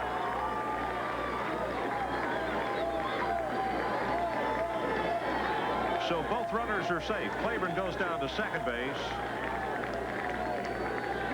And Ronan is on the error to the first baseman. Strictly a case right there, Terrace wanting to make the double play so quickly.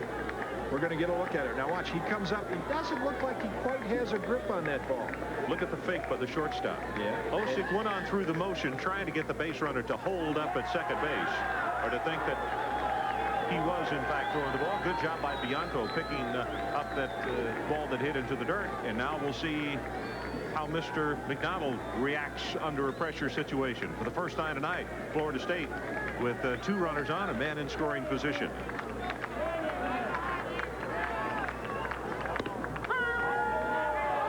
Such a natural thing to do. I can relate to what Adam Terrace was trying to do, because I made a lot of errors like that myself. You're so eager to get the double play, you want to pick it up and throw it. And really, if you think back, if you just make a nice normal throw to that shortstop, he'll turn the double play automatically. Buddy Cribb swung on. That ball out of play. So it's 1-2. Cribb with a base hit back in the third inning. One of the 2 hits by the Seminoles tonight. And boy, he's got a situation right here that he could make his head coach very, very happy and put the Seminoles right back in this one.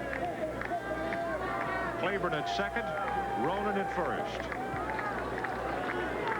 Martin, or McDonald, I should say, in his first jam of the night. Outside. Cribb wanted that one badly. It evens the count at 2-2.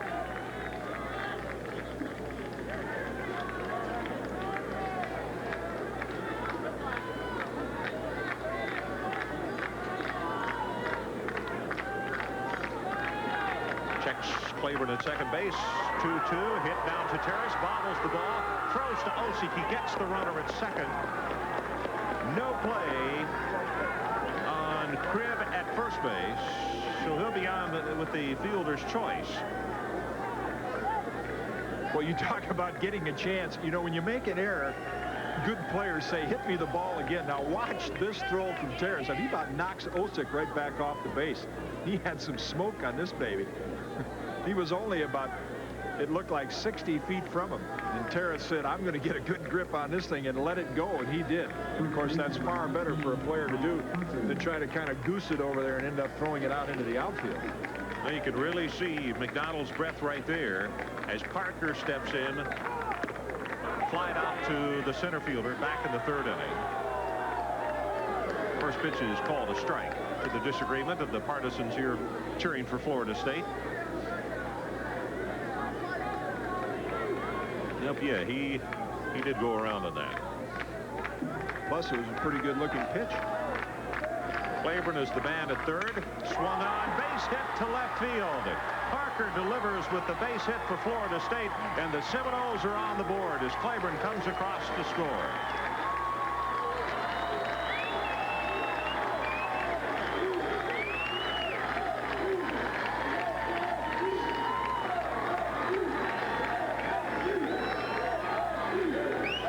With a base hit through the hole, and it's 4-1. The LSU Tigers and the Seminoles still with 2 out, runners at first and second.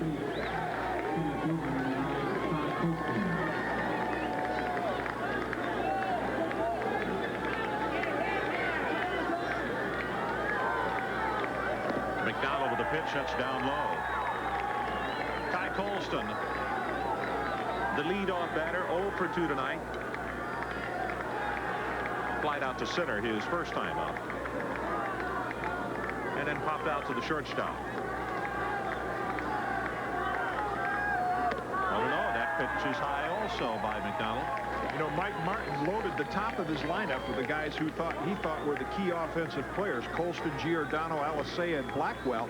And now the guys at the bottom half that have not been doing anything, and he did not have a lot of confidence in going into this year. Claiborne, Roden, and Parker, or rather Cribb and Parker, come up with the base hits. Ball is down low, and it's 3-0. And Jimmy, this is the first time I can remember tonight that McDonald has gone 3-0 on any one of the Florida State hitters. Colston got this pitch called right here by backing away. So that really wasn't that bad a pitch on a little guy like him. But yes, I think the base hit by Parker has definitely unnerved McDonald for the first time tonight. Might be able to look and see Skip Berkman out of the dugout, if nothing else, just to calm down his big 6'7" right-hander, and there he comes right now. Good call. Yeah, oftentimes a pitcher will do that. You've got a guy that's the number 9 hitter in the lineup, and you think, well, I can get this guy out and the inning's over. And he gets a base hit, and it bothers you. You're mad at yourself about it, and before you know, you've given up another hit and another base on balls, which is exactly what McDonald has done this inning. 4-1, LSU on top, but a Florida State uprising here in the top half of the 5th. Of course, the run by the Seminoles here in the 5th is unearned. Mike Martin and his guys really couldn't care less, though. The fact that they are on the scoreboard, and just what Jim Kaat said, that they have now unnerved Mr. McDonald to the point that he has walked a batter, and that is only, what, his second walk of the evening. He walked Giordano, but got out of it with the double play, which Alisea hit in back in the first inning. Right. So the powwow is over.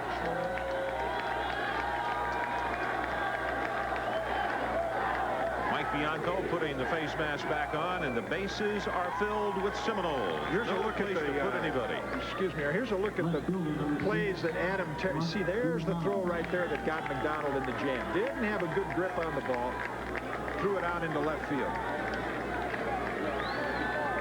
Cribb at third base, Parker at second, and Ty Colston on first. This is Giordano. Pitch is outside. Here's the next ground ball that was hit to Adam Terrace.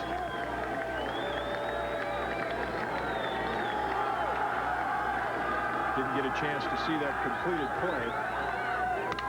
Swung on into left field, and Bell makes the catch for the 3rd out of the inning. That one looked as though it was going to bloop in there, and then all of a sudden it carried and held up. So Florida State on 2 hits score a run. 4-1, LSU on top.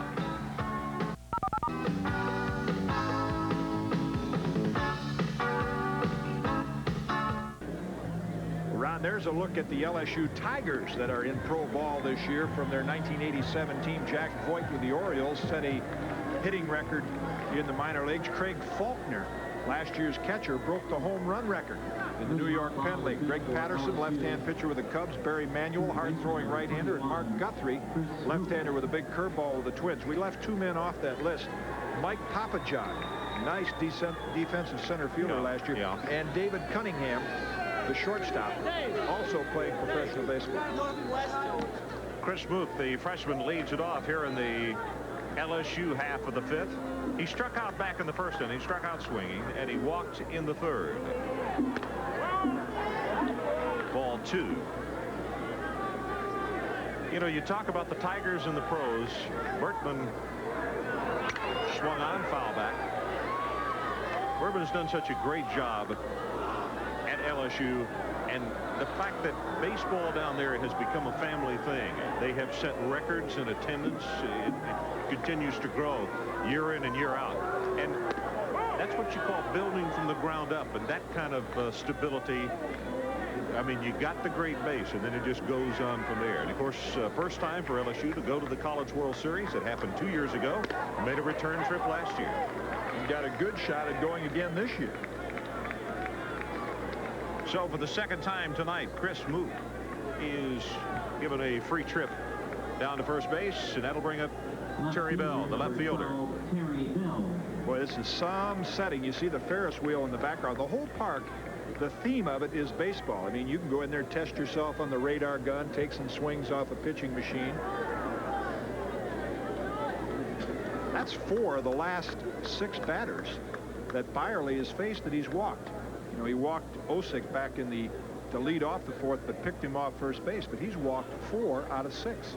I'm sure Blackwell right now is trying to give him some words of advice. Oftentimes, a catcher can see things mechanically that a coach can't even see from the sideline. He sees these pitchers day in and day out, where their stride should be, where their leg kick is, and if he sees something different, he'll go out and remind him. One of the first things that Mike Martin is going to bring up to his pitchers, as you see in head-to-head competition, Florida State leads 7-4. LSU won both of the meetings last year. Both were dramatic finishes. You know, Blackwell had the home run to tie things up in the College World Series, and then LSU still came back. Toss over to first, not in time for Moot. You know, Jim, again, this 5 straight innings that LSU's gotten the leadoff man on.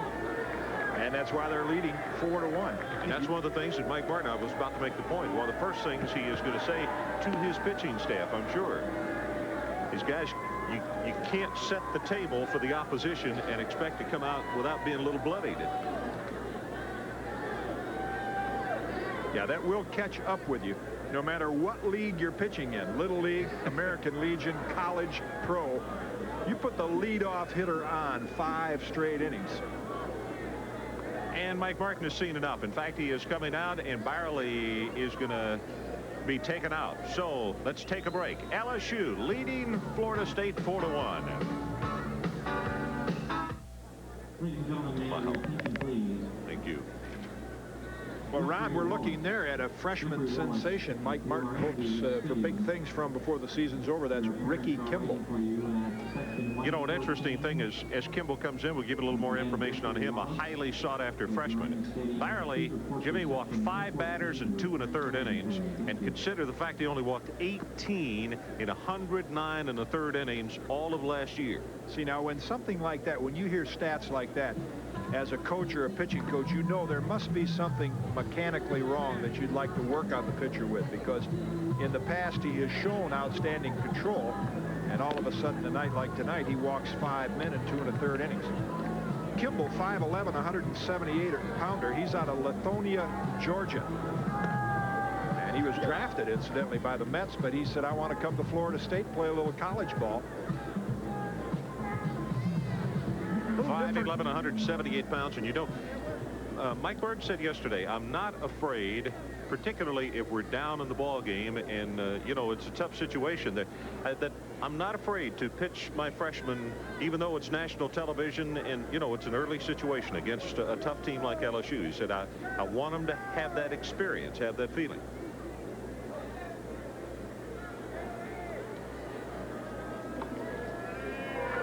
Terry Bell swings on the first pitch, lofts it to right field, on the run, Claiborne, and that is a nice catch. For the first out of the inning, relay comes back into Alisea. Boy, that ball was hit hard, but as you mentioned, Claiborne with the ball slicing back toward the right fielder. Claiborne with a fine running catch. Here's a look at Kimball's motion. Good high leg kick. You see the stride straight toward the target, which is like what you like to see in a pitcher. Does not throw across his body, gives you a little better chance to have consistent control and also eliminate some arm injuries. Stepping in right now is Craig Calla, the right fielder. Walked in the 2nd inning and singled in the 3rd. Good fast strike in the inside corner. Boy, this kid throws hard for 5'11", 178. Gets it up there in a hurry. Jim, because of the control problems tonight, it is early in the season. Do you think that, coupled with the cold weather tonight, that Byerly was bothered by that? Well, a pitcher can never blame the cold weather. All players have to play in cold weather, and you've got to be mentally tough enough to block that out of your mind. I would say it's more something mechanical that he's going to want to work on before he goes out there again. Ball inside, 1-1.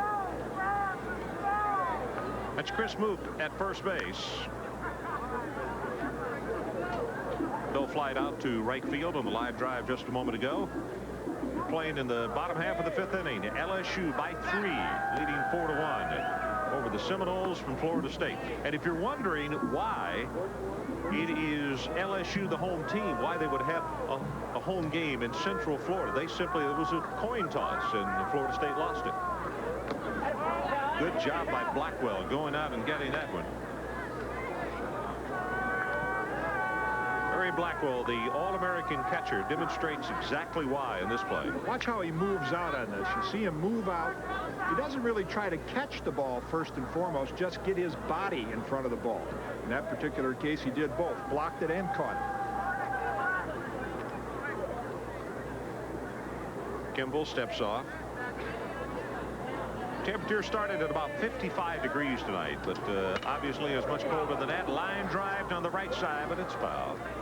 You mentioned LSU won the coin toss, and most of the time the home team would wear white uniforms, right? Now Skip Bertman's been coaching a long time, and he comes to Central Florida with his gray uniforms. And Mike Martin is shaking his head saying, we had a brand new set of uniforms we were going to wear tonight, and we couldn't wear them because LSU forgot their home whites, and the Seminoles could not wear their new road uniforms.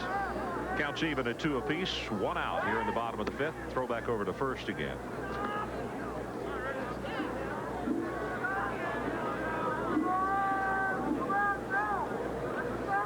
Mike Bianco, the catcher, on deck.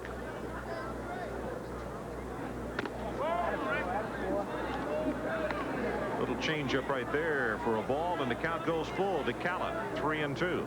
Kimball was a high school All-American in Georgia. In fact, he played on the U.S. Olympic Festival team, not the Olympic team, but the Olympic Festival team that won a silver medal last year. Here comes the 3-2 pitch, and he walks him.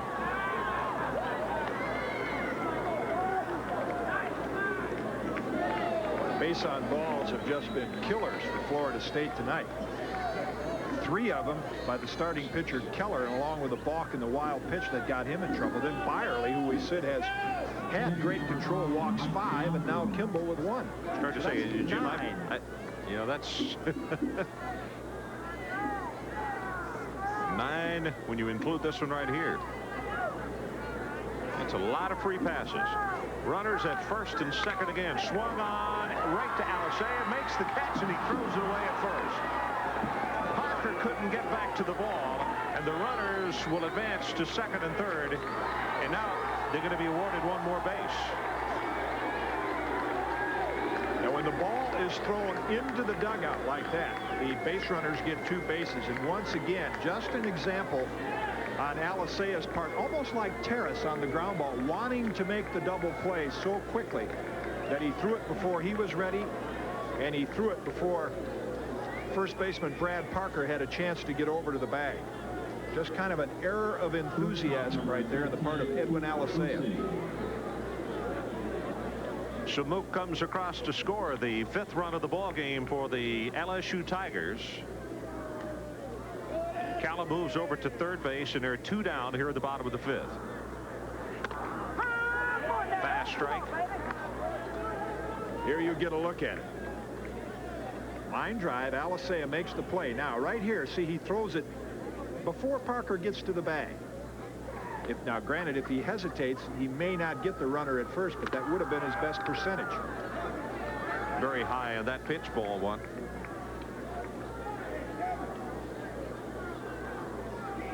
And I'm a little surprised that Alisea rushed it, because it seemed as though he had another beat, another count. See, the cold is, I think, taking its effect. That line drive hit off the first base coach. McDonald is up throwing. With his jacket on. With his jacket on, just beyond the LSU dugout. Supposed to get into the 40s here in Central Florida tonight, as we mentioned.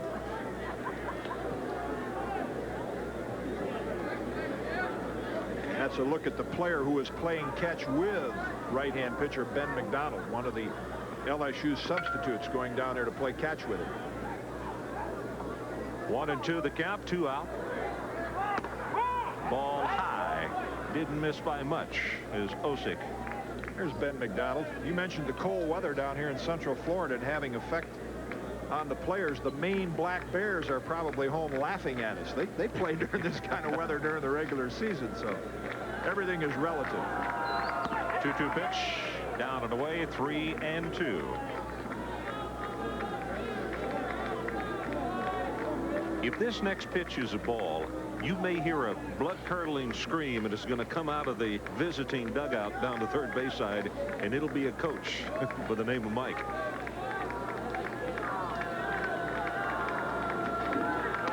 Inside, ball 4.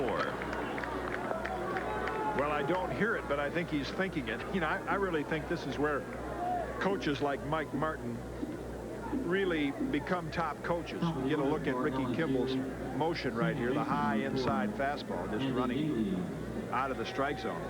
But Martin really is going to have a lot of patience with the freshman pitchers that he has. But it'd be interesting to see him later in the year and see what kind of improvement these youngsters have made under Martin, and also their pitching coach, Mike McLeod. Oh, one of the things goes without saying. He said, I like this team, but youth is going to show early. And, you know, there has been some of that tonight. 10 walks given up by Florida State pitching. Strike called. Top of the order, Andy Gailey.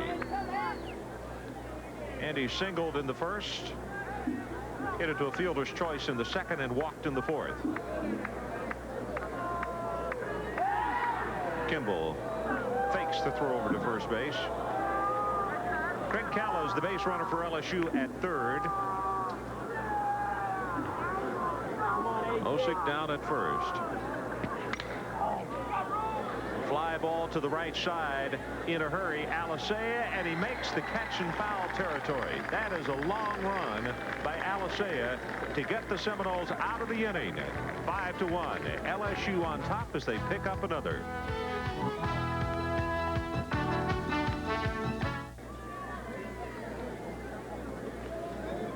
To 1, LSU leading the Florida State Seminoles, as the Seminoles had come back and cut into the lead in the top of the 5th. But the Tigers pick up one more in the bottom of the 5th. Well, that's a gorgeous sight. Boardwalk in baseball. Baseball City, Florida is what they got the name changed to, I guess. This is just also close to Haines City, Florida. If you're really accustomed to this part of the state or know it pretty well. Well, to pinpoint it, it's about halfway between a little more than halfway toward Orlando, between Orlando and Tampa. You know, if you get a little tired of the ball game, you saw that Ferris wheel shot there, run out for a couple innings, take a ride in the Ferris wheel, and the Alicea swung on. That'll even the count at 1-1. I would imagine in the top part of that loop this evening, it might be a little bit breezy up there. Well, they got the roller coaster over there, and like I said, you can see how hard you can throw a baseball, take a few swings off the pitching machine. Really a great concept. Alicea at the plate, hit into a double play in the first. Flied out to the third baseman back in the 4th inning. This afternoon, Ron, they had a celebrity softball game here. Vinny Testaverde was here. Steve Garvey had promoted this game.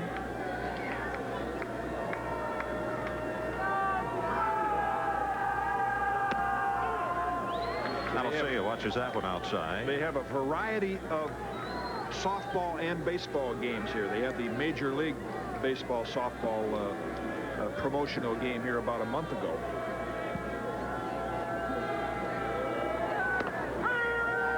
Strike called. Alicea tried to talk his way out of that one.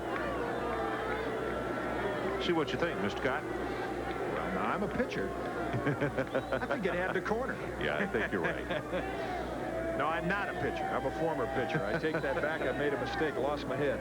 Swung on, line drive, base hit to right field. Alicea with his first base hit of the evening, and that one was convincingly so. And you talk about I'm a pitcher. You sit around and listen to Skip Bertman and get into a pitching conversation. He'll make you think you're a pitcher. I mean, he really gives you a rush talking about pitching. He really gets into it. First time tonight, that the Seminoles have gotten the leadoff man on base. You know, we've talked about LSU and the job that they've done in this one this evening. In fact, they've had the leadoff man in every inning. Jim, they have now put leadoff runners on base 13 straight innings. The last 8 against Southern and 5 tonight. They're going to win a lot of ball games this year doing that. Alisea with a pretty good lead over at first base as McDonald gets a strike called in the outside corner on All-American catcher Barry Blackwell. Well, with this 5-1 lead, you know, a name we have not mentioned yet tonight for LSU is Dan Kite. Thrown away by McDonald. Goes into right field. Alisea with the great speed. He'll come all the way to third. Standing up.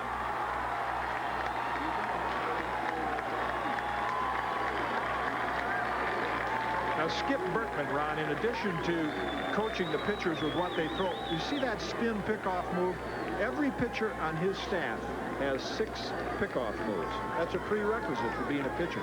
And that was one of the variations, and really a very, very low percentage pickoff play in that particular case. You got a 5-1 lead. Alisea is not going to try to steal in that situation.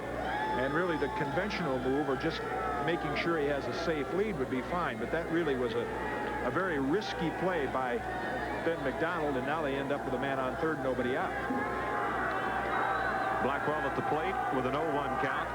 Swung on, drive to deep left center field. Going back as Vasquez giving chase, and he makes the catch as he runs into the wall. Tagging up easily will be Alisea to come across with the second Florida State run of the night. Boy, Blackwell hit that ball a long way. I mean, we've said it before on a couple of fly balls here. These are the exact dimensions of Royal Stadium in Kansas City. And that park, in most college parks, that ball's a home run. Well, that's for sure. And it is dead calm tonight. There is no aid by the wind or no hindrance by the wind either. You know, let's go back to what you were talking about with Bertman as we take a look at it again. See that pitch up in the strike zone, and Blackwell hit it about as far as you can hit it without going out of the ballpark. Vasquez making a good catch on the warning track. Donnie Erickson takes a ball outside. You know, it's interesting because you asked Bertman about, and I did actually, about do you have to have, do you need that many moves as far as moves to first base? He said some of them are rather close.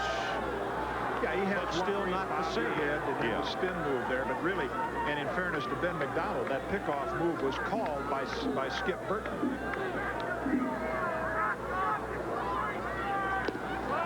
Oh, looked a little low, that pitch we saw in the replay there.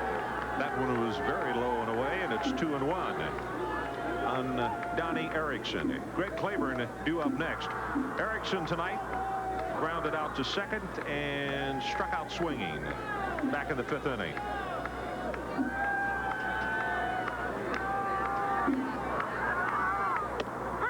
Outside corner. Boy, that's a nice location right there.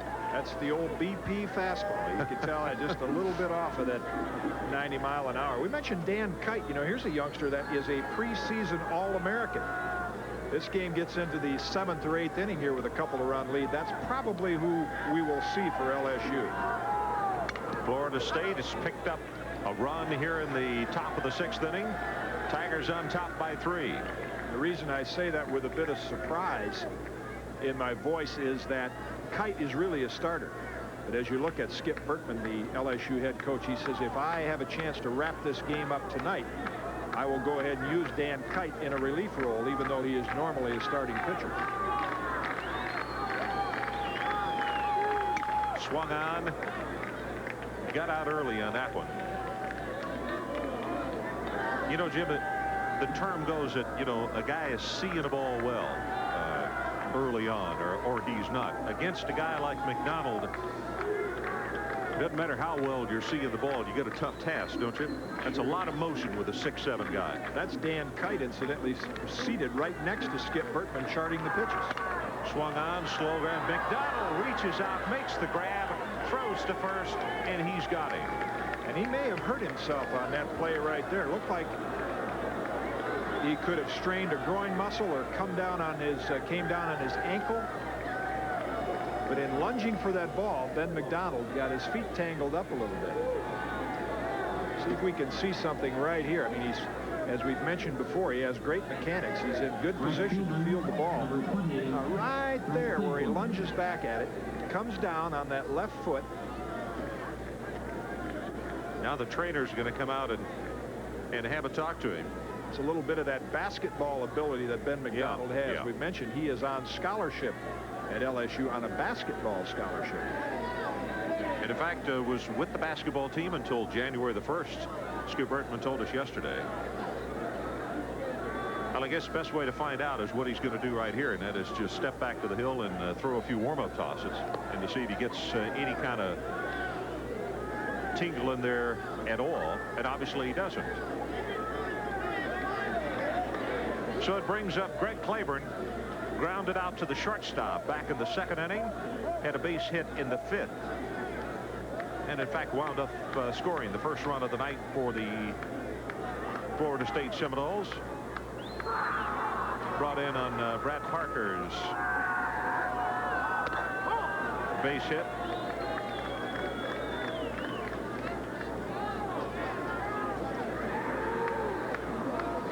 Alicea opened up the inning with a base hit, then moved all the way to 3rd on the errant throw. Then the long sacrifice fly by Barry Blackwell. And Alicea was able to just walk home. So it's 5-2. LSU on top. Playing the top half of the 6th inning. 2 men down. Line drive, base hit to right field. Well, Claiborne with a good job tonight. He's 2 of 3 on the evening as he stings that one and sends it to right field. Well, that 3rd time through the order now, Ron, they're starting to sting the ball a little bit more, which is natural. Hitter sees a pitcher more often, he has a little better chance of timing him. There you see good swing on the part of Claiborne, hit right on the ball. And let's see what McDonald thinks of it. He's not happy with that pitch, but he's got to be very happy, as does Skip Bertman, with his performance so far tonight for just a sophomore. He's been very consistent and still early in the year. His control has been good. Ronan steps in. Still looking for his first hit on the evening. Grounded out to the pitcher in the 3rd. Very interesting in what you said about Mike Martin firing those freshmen right out there tonight and getting him some game experience, even though they're appearing on national television. Now, in Skip Bertman's case, he said he has a couple of freshman pitchers, but he said, I will not use them tonight. I said, wow, that's a switch. You used Ben McDonald last year in the College World Series. He said, Ben McDonald is an exceptional athlete. There's a freshman that got a chance to pitch 2 games last year in the College World Series. Swung out and missed.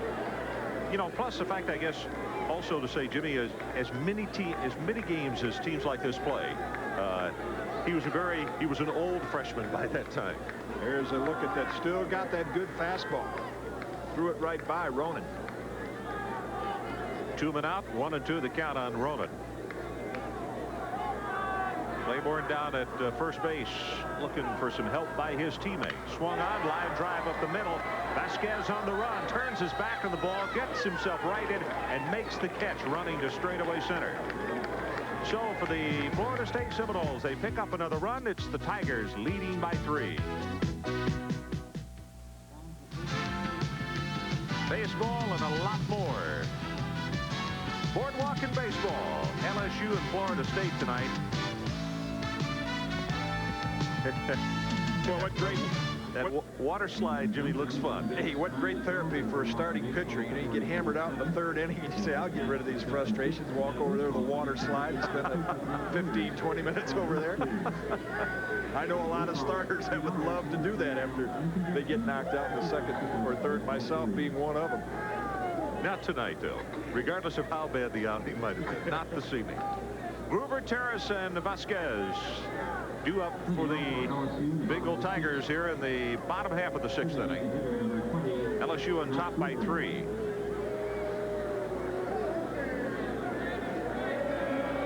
Ricky Kimball, if you just joined us, the 3rd Seminole pitcher of the night. Right-hander gets a strike in the outside corner to Gruber. Gruber, what a great name for a pitcher, not a DH. Also, for those of you who have just joined us, not to be redundant, but the thorn in the side tonight, so to speak, of the Seminoles has been free passes. 3 by the starting pitcher, Keller. Then Byerly came in, and he had been a picture of control in his career. Last year, only 18 walks in almost 110 innings. He walked 5 in 2 1/3 innings. And Kimball has come on, and he has walked a couple. Good shot of that Florida State bench.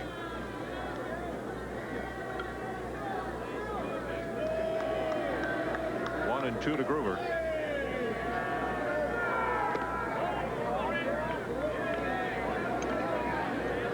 As we looked at that bench, I think we mentioned this earlier, but we will say it again for those who missed it. McDonald's going down to the bullpen there to take a few more warm-up tosses, but the Seminoles have 16 new players. Base hit, and that's going to go all the way to the wall. Gruber heading for second, going to come to third. Here comes the relay, going to be close. Rowan cannot get the ball over in time. It is a triple for Gruber to open the 6th for the Tigers.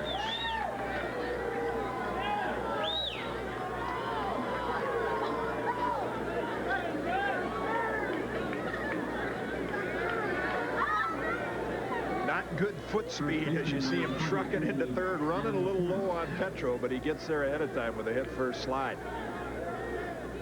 Good example of Gruber as a DH. Even though Skip Bertman said he has the ability to pull the ball, he can hit the ball to all fields, and he did it right there. Line drive to left center. Jimmy, I'm just looking back at the book right here, and come to think of it, everything has been singles tonight, has it not? That's first extra base hit.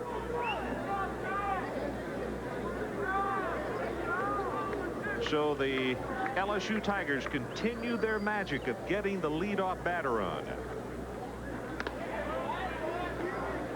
I think the reason, Ron, that Ben McDonald ran down to the bullpen to take a few warm-up tosses is to test that leg that he injured last inning fielding that ground ball, just to make sure it's okay.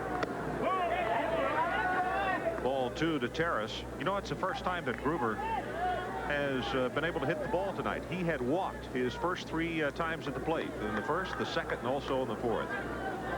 Terrace had a sacrifice in the first, grounded out to the shortstop in the second, and then flied out to left field in the 4th. Ball 3.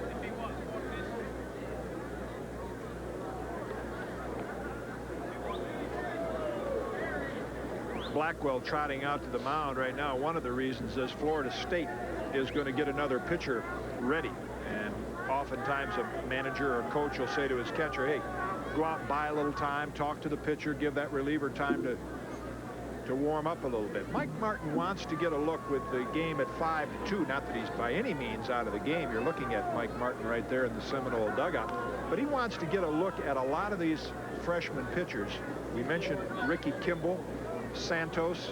We may see him a little later in the ball game, to find out what he's going to be able to put together in the way of a staff by the time he's in the mid-season with this team. Saw the chart there on Kimball since he is coming to the ball game, and now Mike Martin waited long enough as Blackwell went out and did just what his coach wanted, and they're going to send for another arm, pitcher number 4 on the evening for Florida State. So let's take a timeout. LSU on top 5-2 and threatening.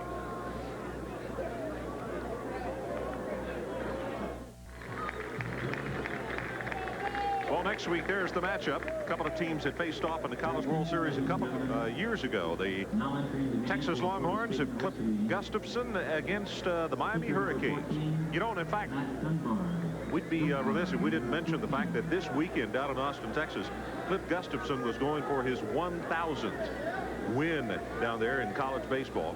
Not really sure the sports information director, Bill Little, was going to give us a holler if it happened. If it did not, it's going to be forthcoming very shortly. Hey, there's some fans here at Boardwalk and Baseball. Trying to get a close look at those caps. Don't know if they're Seminole fans or Tiger fans, but they're baseball fans. Yeah, and you mentioned that Texas-Miami game. Boy, what a couple of great coaches in college baseball. Ron Frazier and Cliff Gustafson. Well, you know, Ron Frazier would be the first one to tell you that Skip Bertman, the coach right here for the LSU Tigers, he was his man. He handled his pitchers down there for a long time before he took off and took the head job at Baton Rouge, and has done a sensational job everywhere he's been. So Look at the swing of Matt Groover right there. Inside fastball. And yet he gets the barrel of the bat on the ball out into left center field. You see Colston chasing it down for the leadoff triple. And now I think another reason that Mike Martin has gone out quickly to bring in Matt Dunbar to get Kimball out of there is Kimball just a freshman, and he wants to get him a little touch of experience in a game like this, but not take a chance on getting him battered around to the point where it might damage a young pitcher's confidence.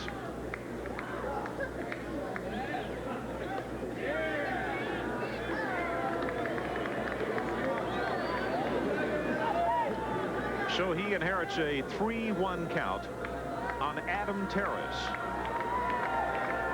Left-hander looks in, way outside, ball 4.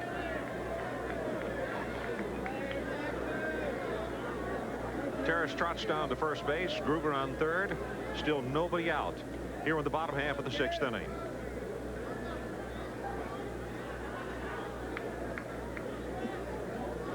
Center fielder number 17, Rich Vapin. Ball looked almost like it had a little bit of a slider spin to it as Blackwell moves out to block the ball and keep Groover from scoring on the short wild pitch right there. He did a good job of blocking the ball. Alicea came in for just a moment to visit with Matt Dunbar. Vasquez steps in. Vasquez had a sacrifice in the first, base hit in the third, and flied out to center in the 5th inning. Well, Blackwell is earning his keep this evening, isn't he? Boys, the catchers hate nights like this. I mean, they want to run out to the mound and scream at pitcher, just throw the ball over the plate. I mean, here's 11 walks, I think, now that the Seminoles are up to. And the guy who's got the toughest job in the whole ballpark is Barry Blackwell.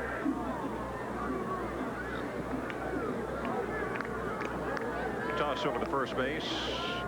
Terrace not going anywhere. 5-2. LSU on top and threatening again. That pitch is high.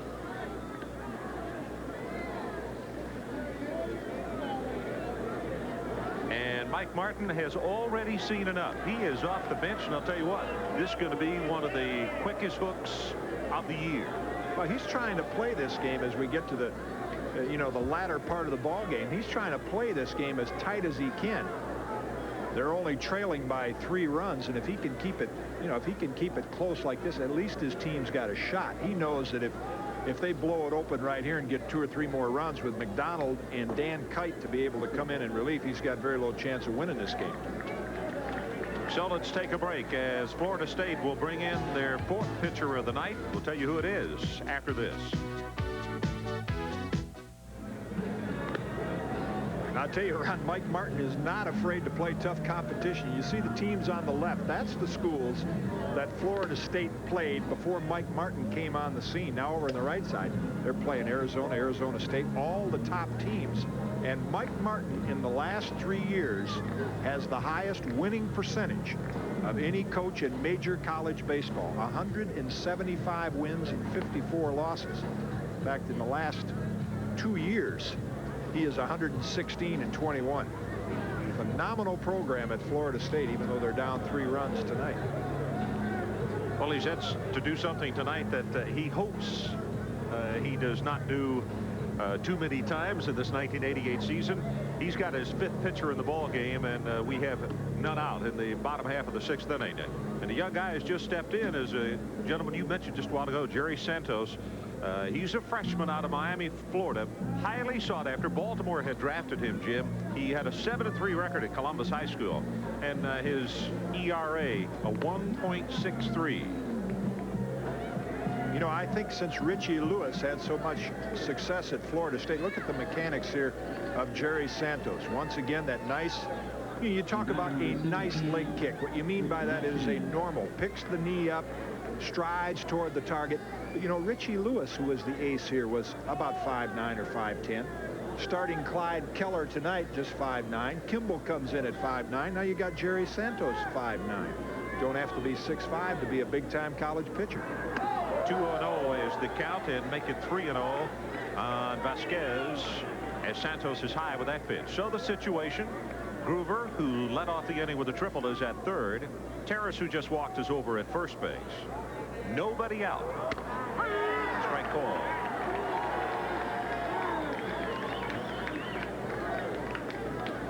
Adam Terrace, good shot of him. Vasquez tonight. Sacrifice back in the first innings, we told you, that had a base hit in the third and then flied out in the fourth.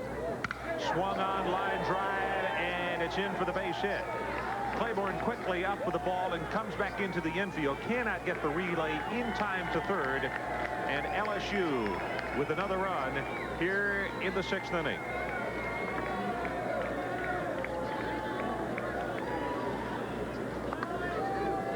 And that's why Mike Martin wanted to make the pitching change right here to try to keep the game close. You know, every time that his team has looked like it was going to threaten against LSU, and there you see Claiborne fields the ball on one hop. Really takes a long time to unload the ball. He has a strong arm, but took him a long time to unload that ball and enabled Terrace to get to third base easily. Terrace really a good-looking ball player. He did make the errant throw there at second base, but good hitter, good base runner. Chris Mook steps in, struck out swinging in the first, walked in the third. It also walked in the fifth. Strike call.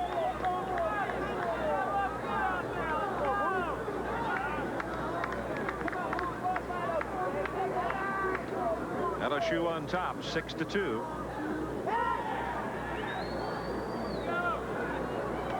Seems like every time Florida State comes back, one in the fifth, one in the sixth, and they cut into the Tiger lead, and LSU comes right back and puts it back up there. LSU has not even picked to win the SEC. Mississippi State. Ron Polk, who will also be one of the Olympic coaches along with Skip Bertman, heads up that program. Another fine quality baseball program. Yeah, you bet. In fact, I think that's where the SEC tournament is this year, isn't it? Might be why they're picking Mississippi State to win. And of course, Florida State is the odds-on choice to win the Metro Conference. Still nobody out. Runners at first and third. 2-2 is the count on Chris Mook. Throw over to first base very quickly. All these pickoff moves, we've seen McDonald with a couple, and we've seen Florida State try 2 or 3. They are all sent in by Mike Martin and also by Skip Bertman, all called from the bench. Strike 3 called. That's what you call looking for the local, and got the express. There was a fastball right down Broadway, and Mook got caught looking at it. You know what? That strikeout right there, I was checking back over the book right here. That is the first strikeout since Mook struck out swinging back in the first inning, I believe. Yeah, it has been a night of base on balls and base hits for LSU. So there's one down, and Jerry Santos comes on to strike off Mook. Throw back over to first, and they got him.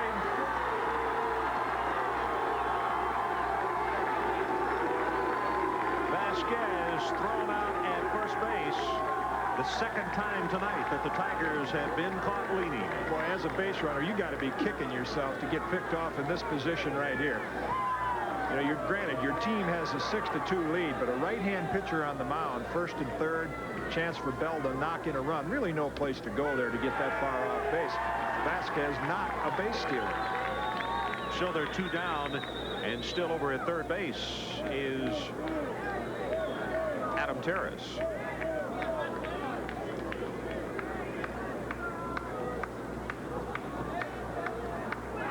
Bell swings, misses. Good curveball. Here's another look at that pickoff move. Look how far Vasquez was off the bag. He just got caught napping right there.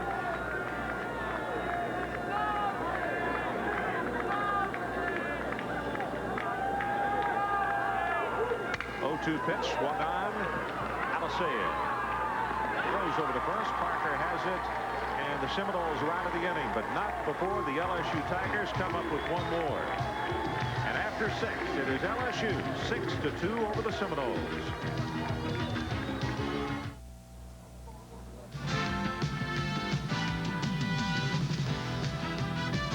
Big Top. LSU and Florida State here tonight at Boardwalk and Baseball. But the Big Top you're looking at right there as we get a good shot of the park. There's baseball and a lot more, as they say. Here's an example. There is a lot more in Baseball City, Florida. There are two of the only Seminole fans in the park tonight that are happy and smiling. It has not been a good night for them. We got to look at a new chunker here for the Louisiana State Tigers round. I think that injury to Ben McDonald, and we saw him fielding the ground ball. Springer is one of the gentlemen that we expected to see tonight.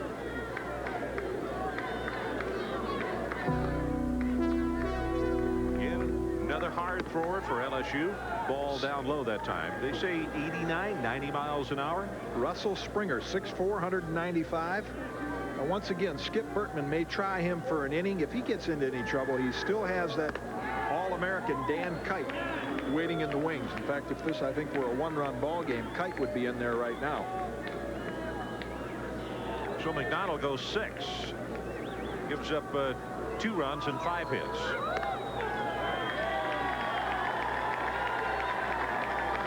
Must be catching. Springer comes in, walks his first hitter. First baseman, 6'4" sophomore. 3-0 with a 4.43 earned run average in 14 games. Had 6 starts. Struck out 68 in 42 2/3 innings. And set a new school record for strikeouts per 9 innings. Right, Jim? 14.5. And we got a pinch runner for Florida State. You see there, Michael Stubbs will go in to run for Buddy Cribb.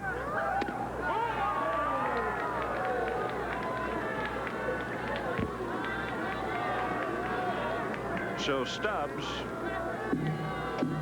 the base runner at first base for Florida State. Seminoles get the leadoff man on.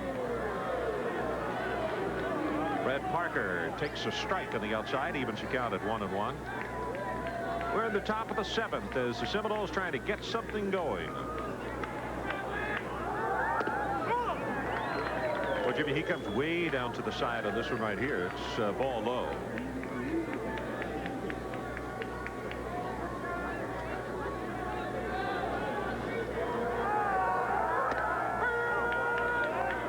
Good hook right there. Evens a count at 2 apiece. He didn't get used last year very much because they had such a great pitching staff with Patterson and Lower, and we mentioned Guthrie and Barry Manuel, all outstanding pitchers. Good pitch right there. Strike 3 called. But even then he was 3-0. Take another look at that one. As you said, he steps over to the side and throws that slider right on the outside edge. Tough pitch for a right-handed hitter to stay in on. Ty Colston, the leadoff batter. Colston still looking for his first hit of the night. Flied out to center, also to the shortstop in the 3rd, walked in the 5th. Swung on and foul back off the mask of Bianco.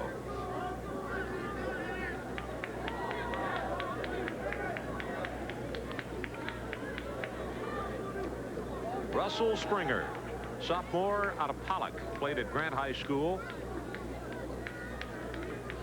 Got high regards for him, and as we mentioned off the top of the show, Skip Bertman and pitching, well, they just seem to go hand in hand. And Springer is another one that the Tigers are depending on greatly. Pitch into the dirt, gets away from Bianco, Stubbs down to second base.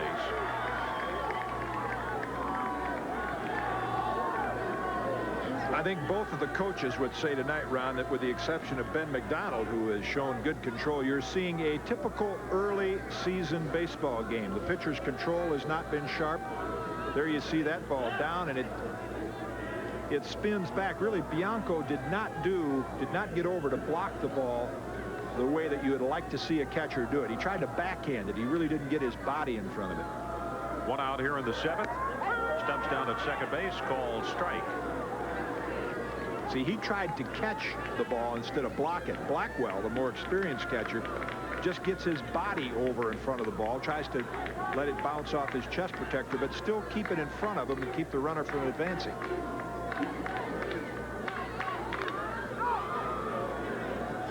Foul ball off to the right side.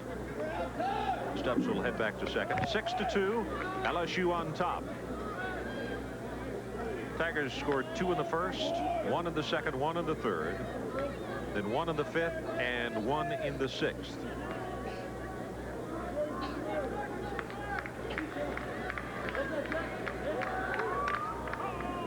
Swung on again and fouled off to the right. Colston not taking any chances here as he's looking at a 1-2 situation. Wind moving just a little bit, Jim. It has been terribly windy in Florida the last few days, but after the rain and then the cool coming in, it really backed off this evening. Check second and swinging a miss, and he struck him out. Well, a good live fastball, Springer right there. He threw Ty Colston some off-speed pitches, a couple of curveballs, and then came with that high fastball. We get a look at it right here. See, just a little tardy. You see a lot of those breaking balls, and all of a sudden that fastball looks about 5 miles an hour faster than it really is.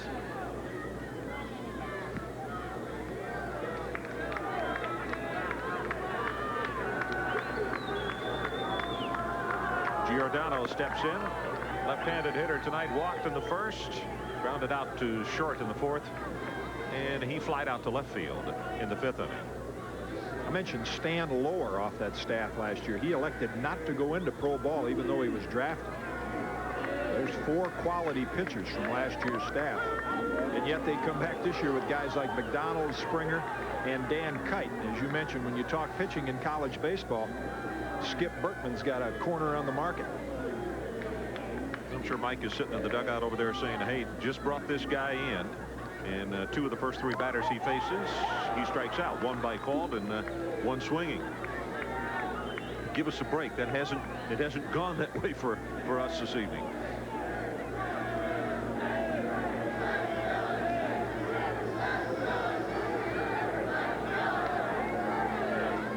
One and 2 the count.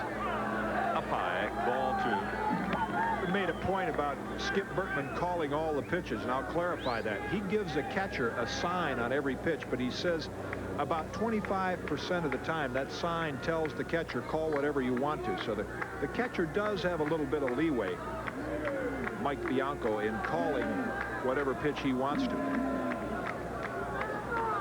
Bottom of the screen, you see the back of Stubbs, the pinch runner out at second base. That's high for a ball, and now a full count on Mark Giordano.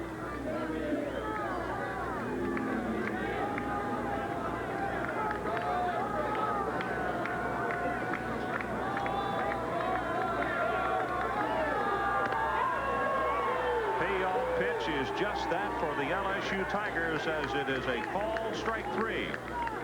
And for Russell Springer, 3 strikeouts in the inning. 6-2, LSU on top.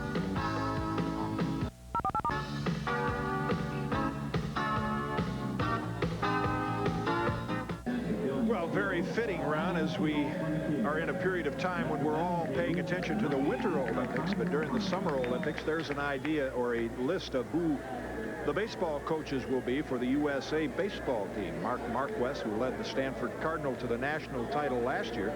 Skip Bertman will handle the pitching, and then Ron Polk from Mississippi State, Bob Milano from California, and Dave Bingham from Kansas. There's the Olympic pitching coach, Skip Bertman.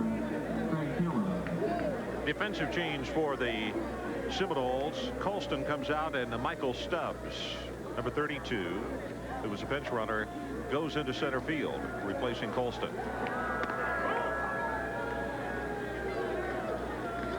Pitch inside, Calabianca and Osick for the Tigers here with the 7th inning, leading by 4. Swung on, base hit to right field.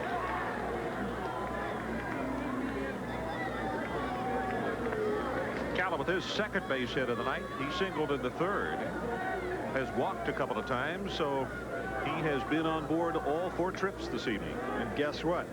7 for 7. 7 innings, That's 7 leadoff men. That's right. And what did you say? It's 15 innings in a row now that LSU has the leadoff man has reached base. 15 innings in a row. This just their second game of the season.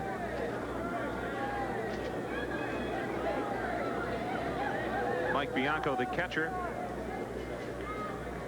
sacrificed in the second, then flied out to left in the third.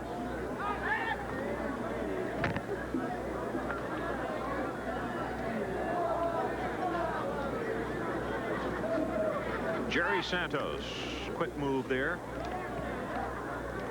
The 5th hurler for Florida State this evening.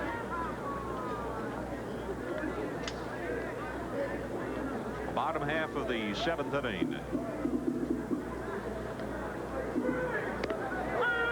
Curveball for a strike.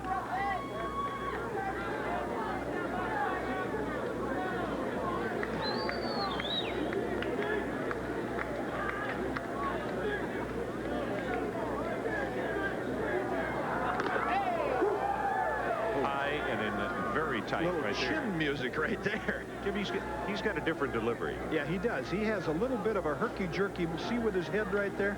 And that can sometimes be difficult for a hitter if he pays attention to that and doesn't really concentrate on looking at the arm action, the ball coming out of the hand. I tell you, that fastball right there will get your attention.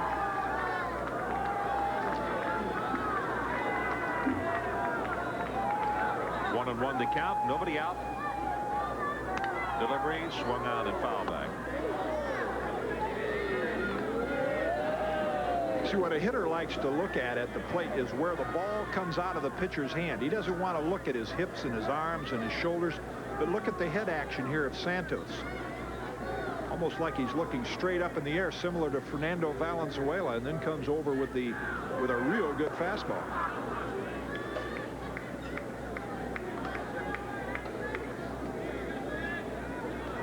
Blackwell looking over toward the bench. Count is even at 2. That's the advantage on a night like tonight. Blackwell can say, hey, you called all the pitches. It wasn't my fault they walked 11. Good point. Bianca is going to step out for just a moment. Now we're ready. Santos with a 2-2 pitch, swung on, drive to right field. Stubbs with his first chance of the night, and he makes the catch.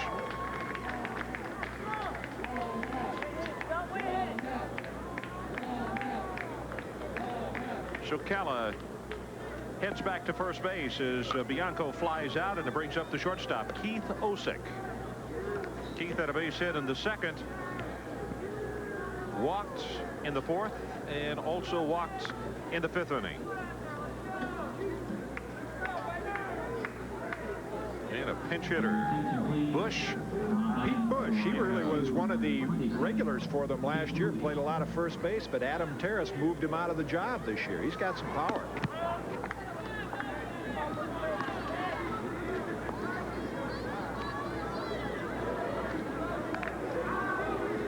Yeah, that was a battle that Skip Bertman and his staff were going to look closely at, and that was the situation at first base. And as you said, Terrace had just come in, and Bush, good ball player, but Terrace just pushed him out.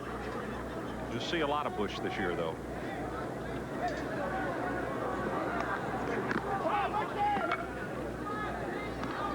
Outside again. Even though it's been a long, long night for Mike Martin standing down in that third base dugout and watching his pitching staff walk into double figures, I think he can look optimistically at pitchers like Santos and Kimball and even Keller, though Keller is not a hard thrower. But Santos and Kimball really have live arms for guys that are 5'9", 175 pounds. They get it up there in a hurry, and pretty good breaking ball. Ball 3. Bush is from Baton Rouge, 6 feet, 198 pounds, hit .300 last year, played in 46 games, had 36 hits in 120 trips. Strike in the inside corner. Excuse me, Ron. Nothing more frustrating in the world for a baseball fan, a baseball manager, a pitcher, when you're standing out there in center field, than to have your pitcher just continually go ball 1, ball 2. Swung on, foul ball down the left side. Well, it is terribly hard, particularly on concentration. You know, it's like the slow workers. You know, there are theories about guys who have more error. The slow workers, it is said by some, have more arrows behind them. Or the reverse of that would be there's really a lot of fine plays made behind guys like Gibson and Fergie Jenkins, the guys that work quick. Ron Guidry in his prime. You get a lot better defensive reaction. Base hit on the hit and run. So Bush delivers, and LSU with runners at the corner and only one out here in the 7th inning.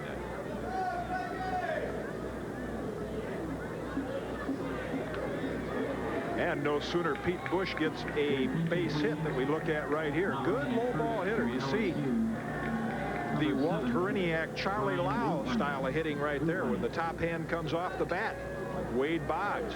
Bush hits a line drive and then immediately comes out for a pinch runner. Will Height will come in, and of course he'll go to shortstop, replacing Osing. Ryan Wilhite. Moves around to third base, and we're back to the top of the order. Andy Gailey came a long way to go to LSU, all the way from Jacksonville, Oregon. Gailey had a single in the first, fielder's choice in the second, then in the fourth walked and flied out to second base in the 5th inning.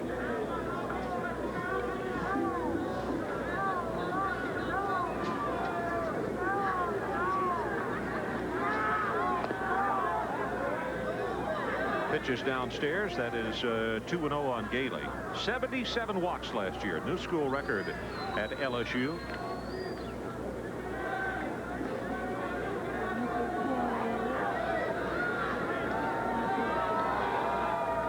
Jerry Santos looks over the situation with one out. Ball 3.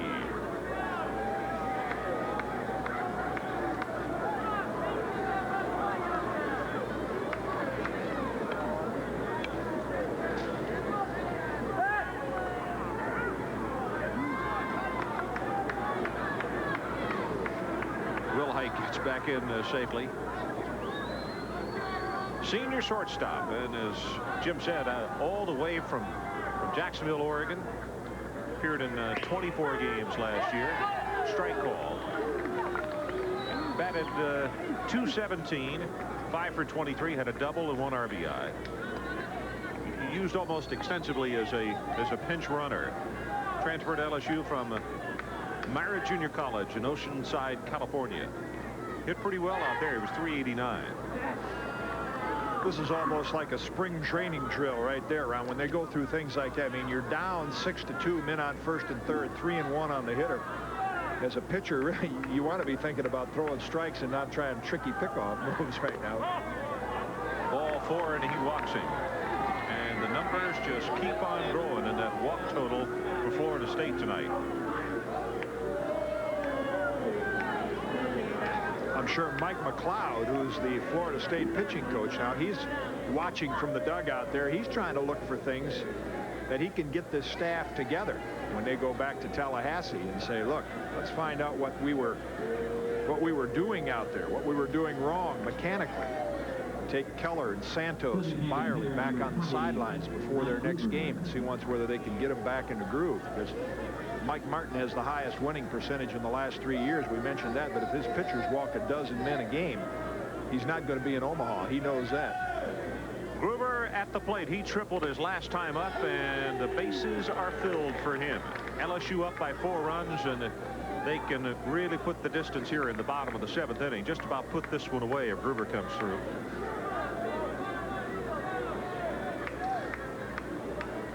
Cal at third, Will Hyde at second, and Andy Gailey, who just walked, is down at first. Strike call. Jerry Santos, the 5th pitcher for Florida State tonight. Out in front quickly over Gruber. 0-2 count. He's missed the strike zone with his fastball. Now comes back with a good breaking ball. Might have been a little bit low, but a good pitcher's pitch. Infield in at double play depth for Florida State. pitch way high.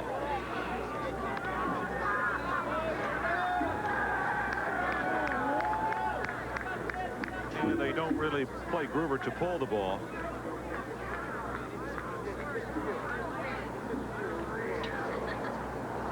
One and two. Down low, ball two.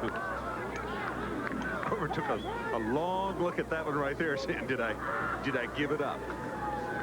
Give up too quickly. Can't get a number, but we can see still another pitcher warming up out in the Florida State bullpen, out in just beyond left field. Tried to throw a curveball right there, which from Gruber's standpoint, you know, now it shifts all of the momentum over to him. Santos had a shot at him right there at 2-2, but now Gruber, he'll have a healthy swing at this 3-2 fastball. One down, bases full, ball four. As they ask for the appeal, they are not given it, and the run will score on the walk.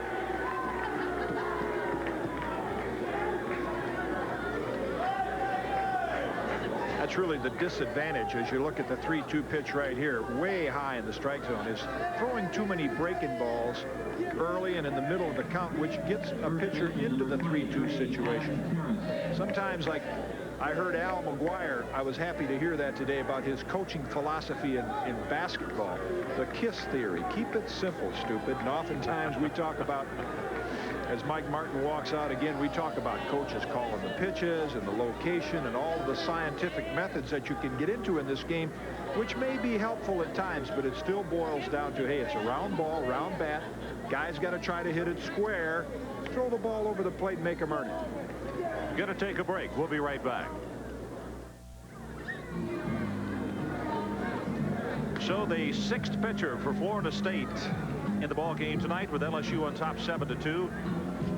And Jim, you can look at one stat that will tell you exactly why there have been 6 earlers coming in for the Seminoles. 13 walks by the staff tonight. Well, and there's another freshman that Mike Martin said we would get a look at. That's David Sorakowski, 6'3", 195 pounds, out of Miami, Florida. And he keeps parading them out there to get a look at all of these freshmen, see if he can see any kind of promise whatsoever. Good numbers so far in 1988 for Sorakowski. 3 innings, no runs, but once again 3 walks in those 3 innings. Jimmy, he was said to be the most heralded pitcher coming out of Miami last year, and a 12-1 record with an unbelievable ERA was 0.68. Take a look at that right there. 82 out of 152 pitches that they've thrown have been balls. Like I said, not to oversimplify it, Ron, but when we talk about the great college baseball programs that there are in the country, and these coaches do a tremendous job, and you want to teach kids and prepare them how to play the game right, but yet it comes down to just being able to throw the ball in the strike zone and get ahead of hitters before you get too concerned about hitting corners and throwing a lot of breaking balls behind in the count. And tonight is a perfect example of it. Florida State walking 13 hitters, just, you know, the inability to throw the ball over the plate and get ahead of hitters. Adam Terrace steps in, and again the bases are loaded. Timeout has been called. I see there were more pitchers heading down to the Florida State bullpen at the last moment. The home plate umpire realized it and called time. You mean they have one left? 7-2, LSU on top. We play in the bottom half of the 7th inning. If you just joined us, 1 out. Terrace at the plate. Sacrifice in the 1st inning. Grounded to short in the 2nd. Flied out to left in the 4th. And walked in the 6th inning. Oh, they're full. Boardwalk in baseball, Central Florida, very high on that pitch. Yeah, heavy on the walk tonight. Boardwalk in baseball. Mike Martin's going to change that to board strike. Vasquez on deck. Barry Blackwell's delivery is high, and it's 3-0. Barry Blackwell sitting back there saying, one of these trips to the mound, why doesn't he take me out and give me a little break? He's the guy that has really had a tough job tonight. Strike in the outside corner.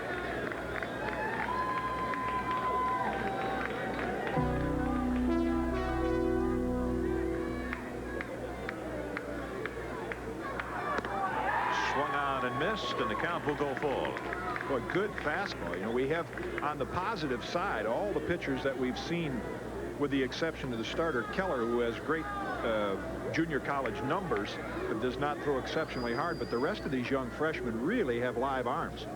Swung on, looper into right center field. It's going to fall for a base hit. Will Height will score. Gailey will score. And the LSU Tigers have now pushed it out to a 9-2 lead.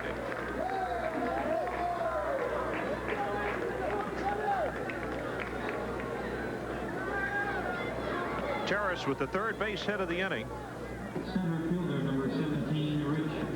That's 10. Well, Terrace got it started with the sacrifice fly, and right here you see he just kind of gets the end of the bat on that ball. Didn't have a real aggressive swing at it. Hit it right off the end. We haven't talked a lot about the aluminum bat in college baseball, but that was a metal bat hit. You know, with a wood bat, you hit the ball in the end like that, chances are it's a broken bat. With the metal bat, you get enough behind it just to get it into the outfield, which is what Terrace did. 9-2, LSU on top. Vasquez, the center fielder. Strike ball.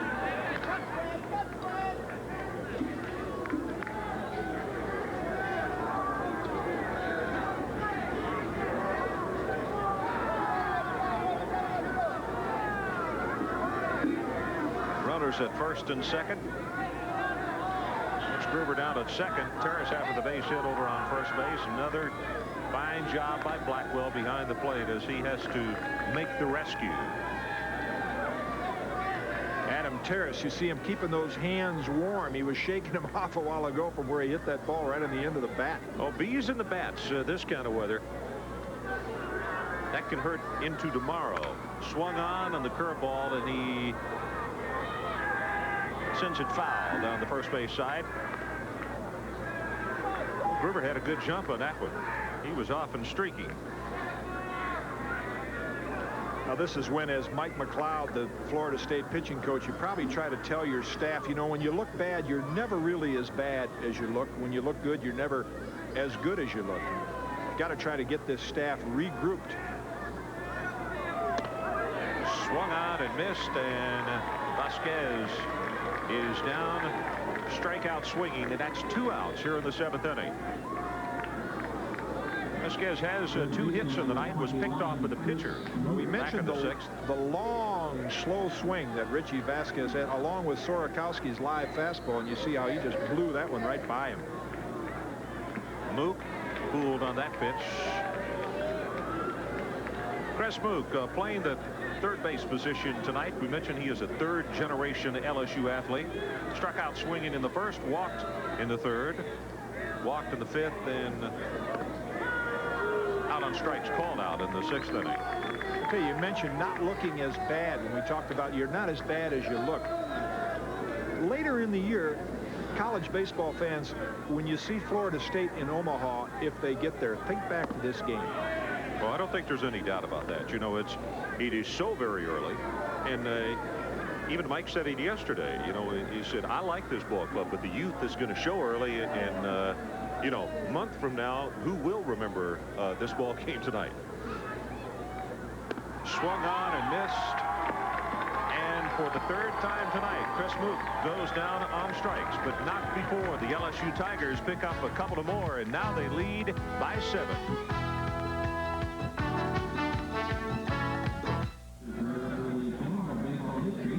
LSU with 3 more in the bottom half of the 7th inning. So for the Seminoles, you got to get it going in a hurry as Russell Springer taking his warm-up pitches. You know, an interesting note, conversation we got into yesterday with both of these coaches. Football, 95 scholarships. Basketball, there are 15. And in baseball, only 13 scholarships. In fact, Skip Bertman says he doesn't have anybody at LSU who is on full scholarship. And well, Mike said what? He has some, but this is a rare situation because of the number of veteran ball players. There, Ron, you see some defensive changes. Todd Wagner out in left field for the Tigers. Springer's still on the mound. And Brian Wilhite, after Pete Bush pinch hit for Keith Osick, Brian Wilhite goes in to play shortstop. So those defensive changes made for the Tigers as they're up by 7. Springer working his second inning. See, that's why on the scholarship thing, that's why Mike Martin and Skip Bertman, I thought they'd be a little bitter about players that were football players and then sort of quit the baseball team. But they said not so, because they're there on football scholarship. Therefore, they're not using up one of their 13 scholarships. Deion Sanders and Ronnie Lewis, and in LSU's case, Chris Mook and Ben McDonald. Yep, that's exactly right. Alessia with a 2-1 count, swings and sends it foul down the left field line, and leaving it at 2 apiece. Well, the gentleman who started tonight, interesting situation, though, with McDonald, as you were talking about being a basketball player, and then doesn't count. Now, next year, different story. So the coaching staff's going to have to do some juggling there. Right. 2-2 count outside, and it goes full on Edwin Alessia. Blackwell due up next, and Donnie Erickson.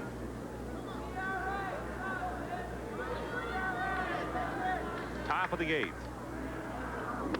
Way outside, and Alessia is on with the walk. So for Springer, he starts out the same way that he did when he last inning in the 7th inning. Walked the leadoff man and then struck out the side. Got Parker, Colston, and Giordano.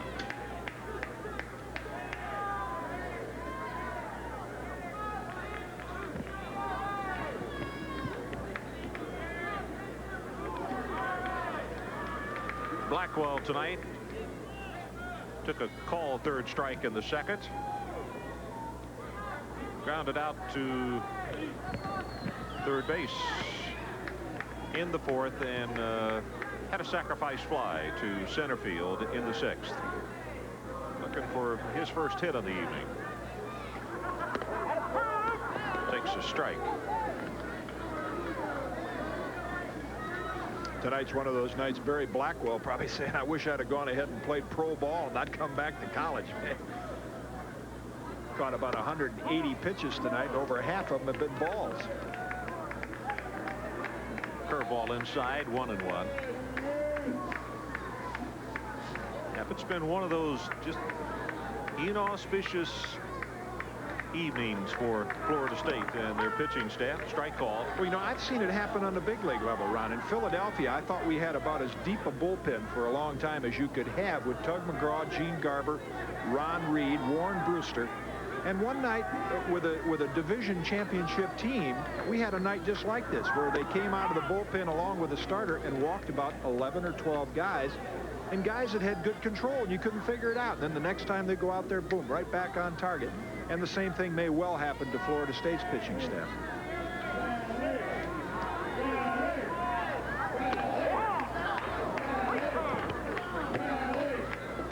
So the count is full on Barry Blackwell. Nobody out with Alessia down at first base, top of the 8th. LSU 9-2. He's off and running, swung on and missed as they had the hit and run on.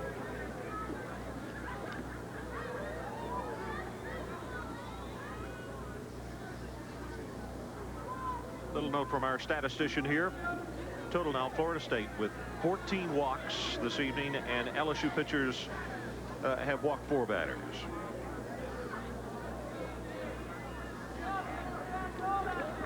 I can see, though, why Mike Martin says that this is the deepest pitching staff that he's ever had at Florida State. Sorakowski, that just came out of the bullpen last inning, really looks good. Ball 4. Blackwell will head down to first base, and just as we talk about the pitching woes of Florida State and the walks, well, it's Springer who opens up the 8th inning with a pair of them, to Alessia and now to Blackwell. And that was a 3-2 breaking ball. Once again, Skip Bertman trying to teach his pitchers to pitch at the same time he's trying to win ball games, but with a 7-run lead and a 3-2 count, very seldom would you see a pitcher go to a breaking pitch. Erickson takes that pitch outside. He's still looking for his first hit this evening. Grounded out to the second baseman in the second, struck out in the fifth, and grounded back to the pitcher in the 6th inning. Almost gets away. Good job by Mike Bianco on that one to reach out and grab it.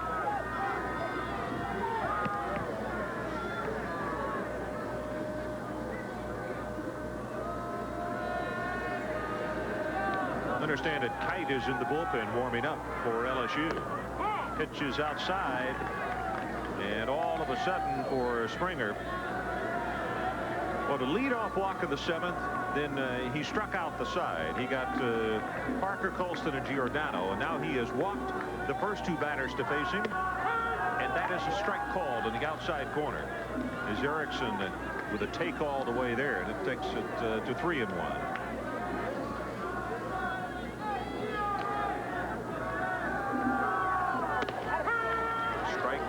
Called. What was your team, Ron, that you watched growing up? Big league team, your favorite? Chicago White Sox. I know you're partial to the Astros right now. Yeah, I'm a very big Astro fan now, but I grew up liking the Chicago White Sox. Fouled off to the right side. Billy Pierce, Virgil Trucks. What I loved when I was a kid listening to the White Sox game. Remember Bob Elson? Yeah. Bob Elson, one of the deans of Major League Baseball broadcasters. But I can even remember as a kid, as much as I love baseball, you hate to see the kind of games that you're looking at tonight with ball 1, ball 2, even on a big league level. Erickson fighting hard against Russell Springer. Yeah, Fox, Carrasquel, jumping Jim Rivera, Al Smith. Yeah. Sherman Lawler. You bet. You know that about good players. There's Alisea right there. As Mike Martin said, might be the best player that he's ever coached at Florida State. That's some statement with the great players he's had.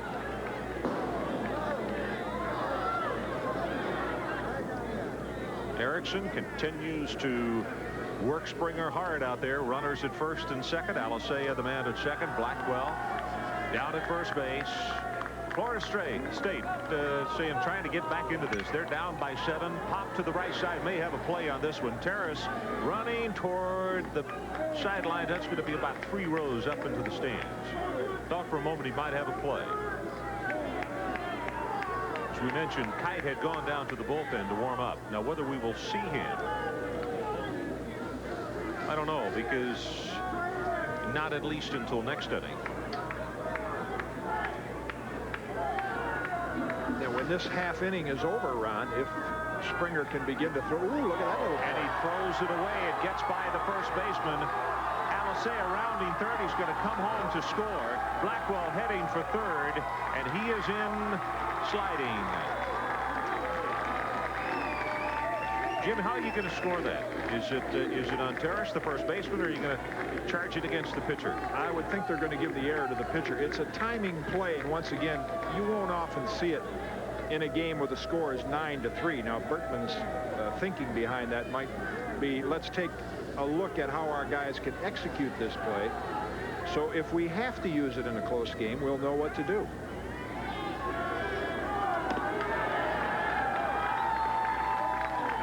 There's to walk, and Skip Berkman out of the dugout immediately as Erickson heads down to first base, and I think he's seen enough, Jim. The walks just keep on coming. 9-3 our score. The error on the pitcher, Russell Springer. And let's see if it's going to be Kaat who will check in.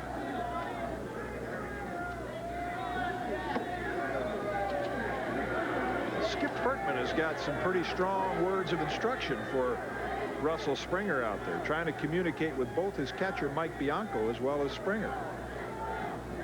Meanwhile, Greg Claiborne, who has a couple of hits in the ball game tonight, waiting to step in with runners at the corners. Blackwell over at third, and Erickson down at first, who just walked. That's a look at Dan Kite there, that quick shot we had of the LSU Right bullpen. fielder, number 20, Greg Claiborne.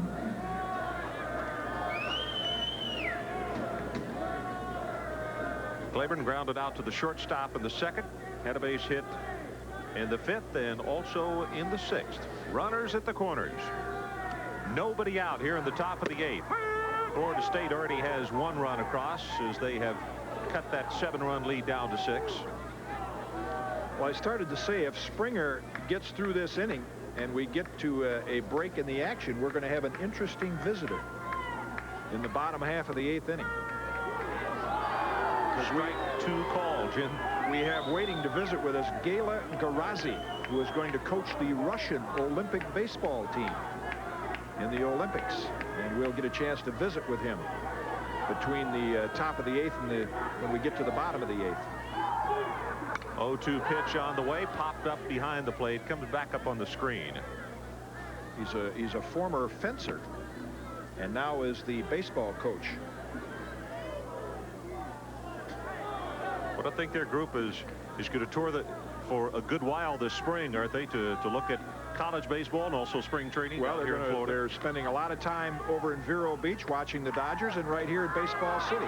Swung on, runner at first base. Of course, he's out.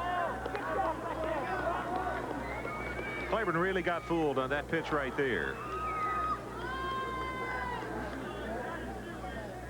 There's the big sweeping curveball of Third baseman, number 17. Russell Springer, way out of the strike zone. One of the things that Skip talked about yesterday is the fact that, and that was an 0-2 pitch. He said, we have a dirt ball, or one that we want him to chase. Oh, yeah. And if he goes 58 feet and he swings, that's fine. Sure, you get ahead of the hitter. You want to try to make him chase it.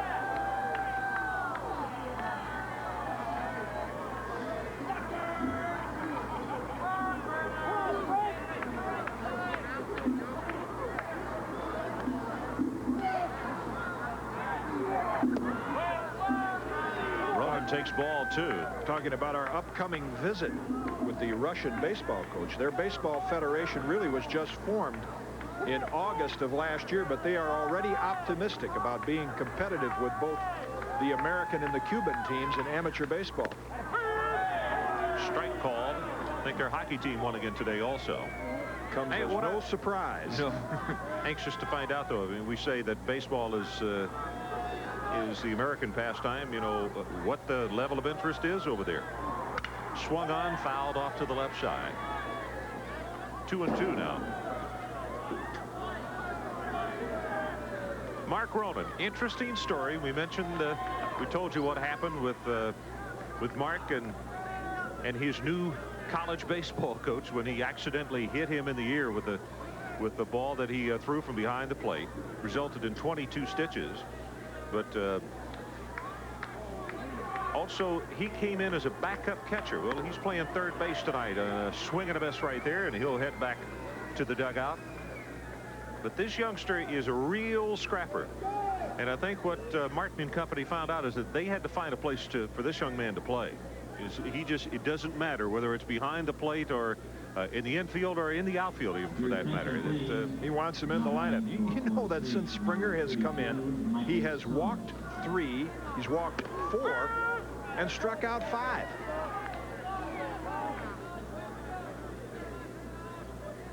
Nobody has put the ball into fair territory. It's either been a walk or a strikeout. This is Stubbs. You remember, came in as a pinch runner back in the 7th inning. Shades of Steve Dalkowski. Remember that name? Great minor league stats for the Orioles. One of the hardest throwers in the history of minor league baseball. He used to walk about 15 and strike out 15 every game he pitched. Here's Springer in 2 innings, 4 walks, 5 Ks. Well, Stubbs has got a real chance to help his teammates here. 1 and 2 count, but 2 men down, runners at the corner. Springer dips that shoulder and comes from down on the side.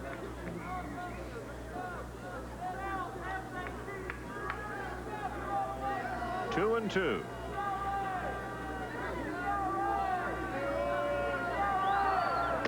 Swung on and missed. And Springer gets out of it. Florida State scores a run, but as we head to the bottom of the 8th, 9-3 LSU.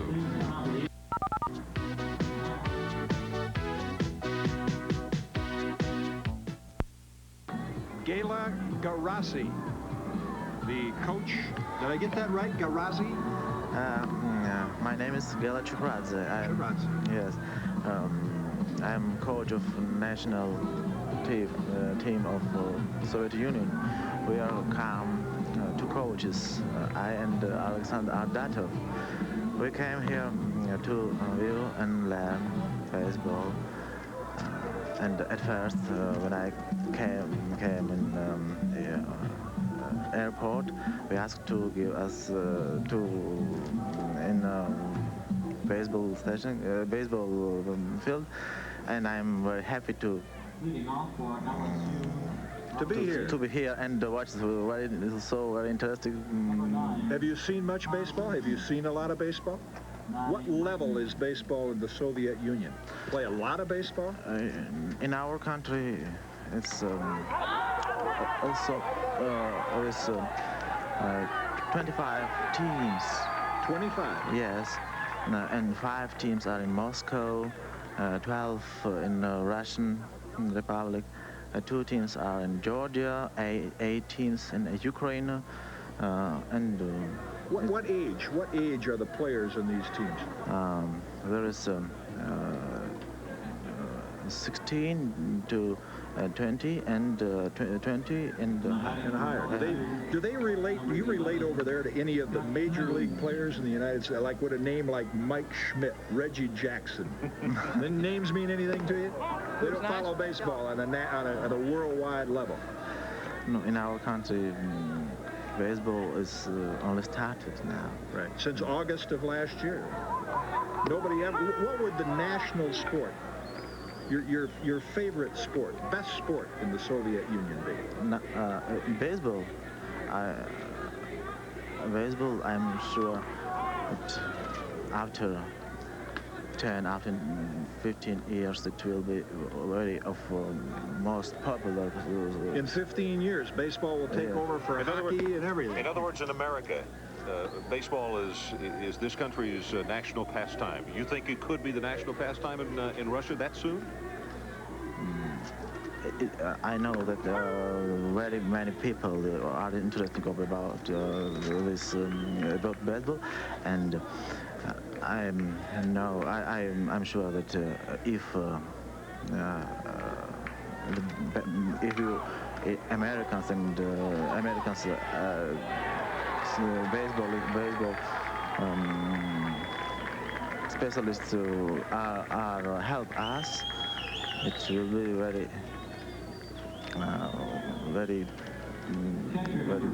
well, and very few years in our country, baseball will be one of most popular.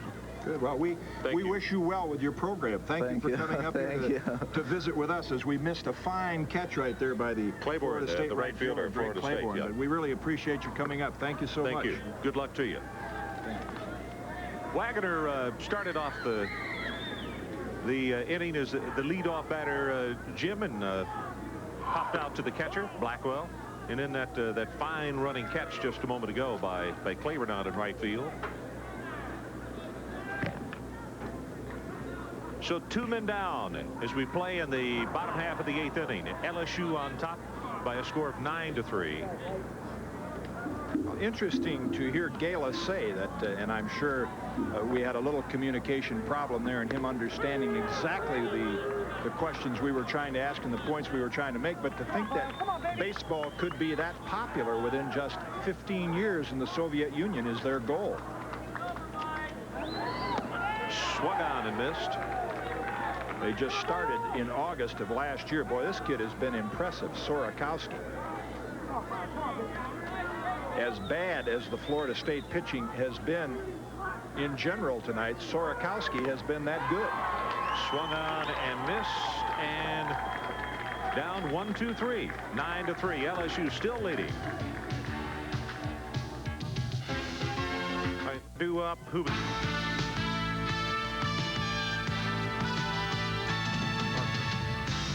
Parker.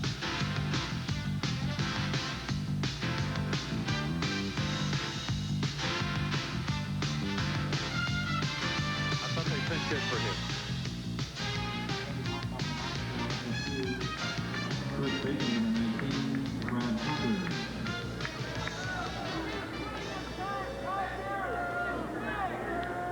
Nine to 3, LSU on top. Boardwalk in baseball in Baseball City, Florida. Top half of the 9th inning with the Tigers on top 6 to 3. Brad Parker, the first baseman, had a hit back in the 5th inning as Russell Springer begins his 3rd inning of work.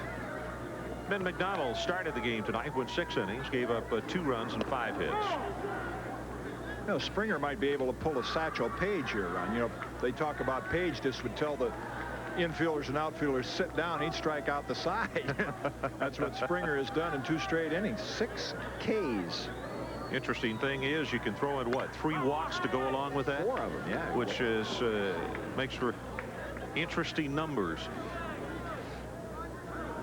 Walk the first 2 batters and, well, take it back. You're exactly right. The first 3 batters in the last inning.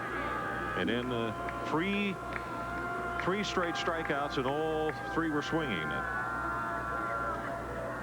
2 call strikeouts, 1 swinging back in the 7th.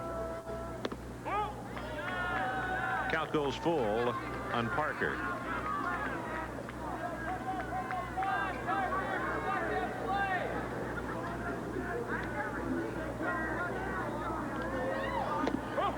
Ball 4. Well, he's keeping his string alive.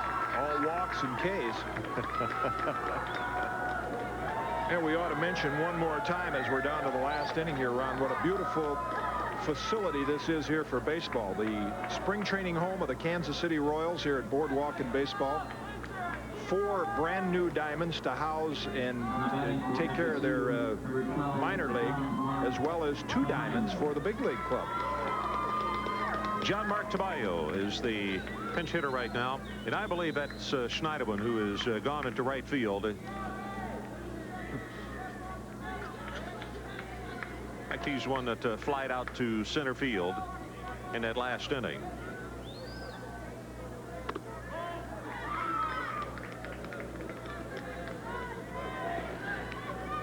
And the turf you're looking at tonight, once again, is Omni turf that has a sand base, much different than any other artificial turf you will see in stadiums around the country. You see a ground ball hit off this stuff. There you get a little better view of it, and the sand flies up as if it hit a grass infield. Swung on. 1-2 now.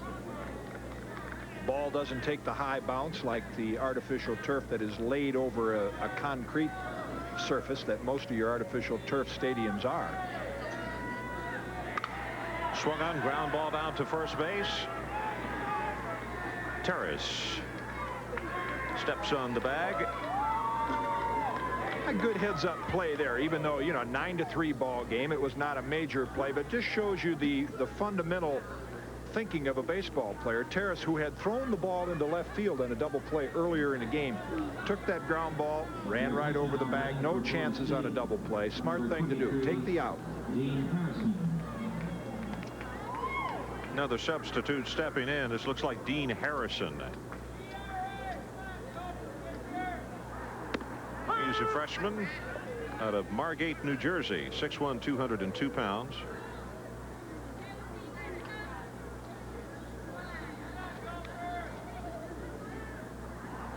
Parker down at second base. 1 out here as we play in the top half of the 9th inning, with the LSU Tigers leading this one convincingly 6-3. 2 in the first, 1 in the second, 1 in the third. The big inning was 3 more runs in the 7th inning, and that, for the most part, put it out of reach. It made the LSU lead 9-2. Seminoles came back, got 1 more in the 8th. Jim, you're right about this complex. It is magnificent. Fun place to see baseball, and you can really double up on fun here because you got the park with the rides the baseball park right here to either see exhibition games or watch Kansas City work out. Well, you've got several teams right in the area of spring training. Of course, it's right in the heart of Disney World. You have the Twins in Orlando and the Royals right here. The Reds down the road at Plant City and the Tigers at Lakeland. And Winter Haven's not that far right down the road either, is it? Corner. Astros are over in Kissimmee. That's 7 Ks in 2 2/3 innings for Springer. I mean, Florida State thought McDonald was tough, and they got him out of there, and in comes Springer. So they're 2 down.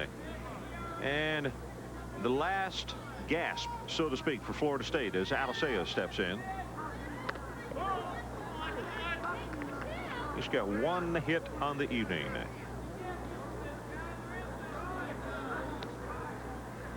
He scored his last 2 times, though.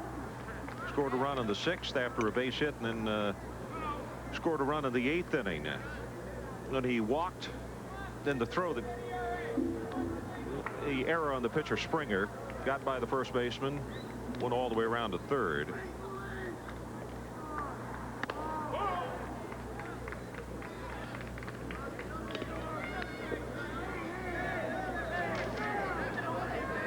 Three and 0 is the count on Alicea. Strike called.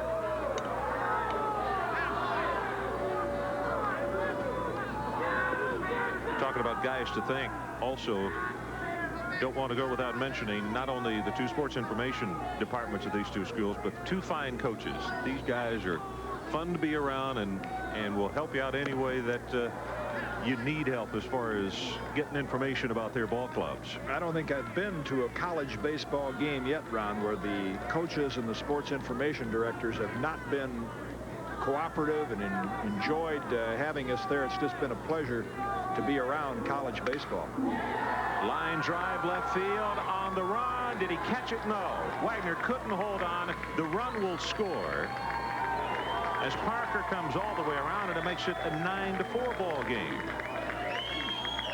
As Wagner with a good try out in left field, but simply couldn't get to it. It was a dying quail. Alicea with his 2nd base hit of the night. Number 24, Barry Blackwell. That's the first run that the Seminoles have earned tonight. That's right. Those first 3 were unearned. Still 2 men down. Alicea at first. Blackwell steps up.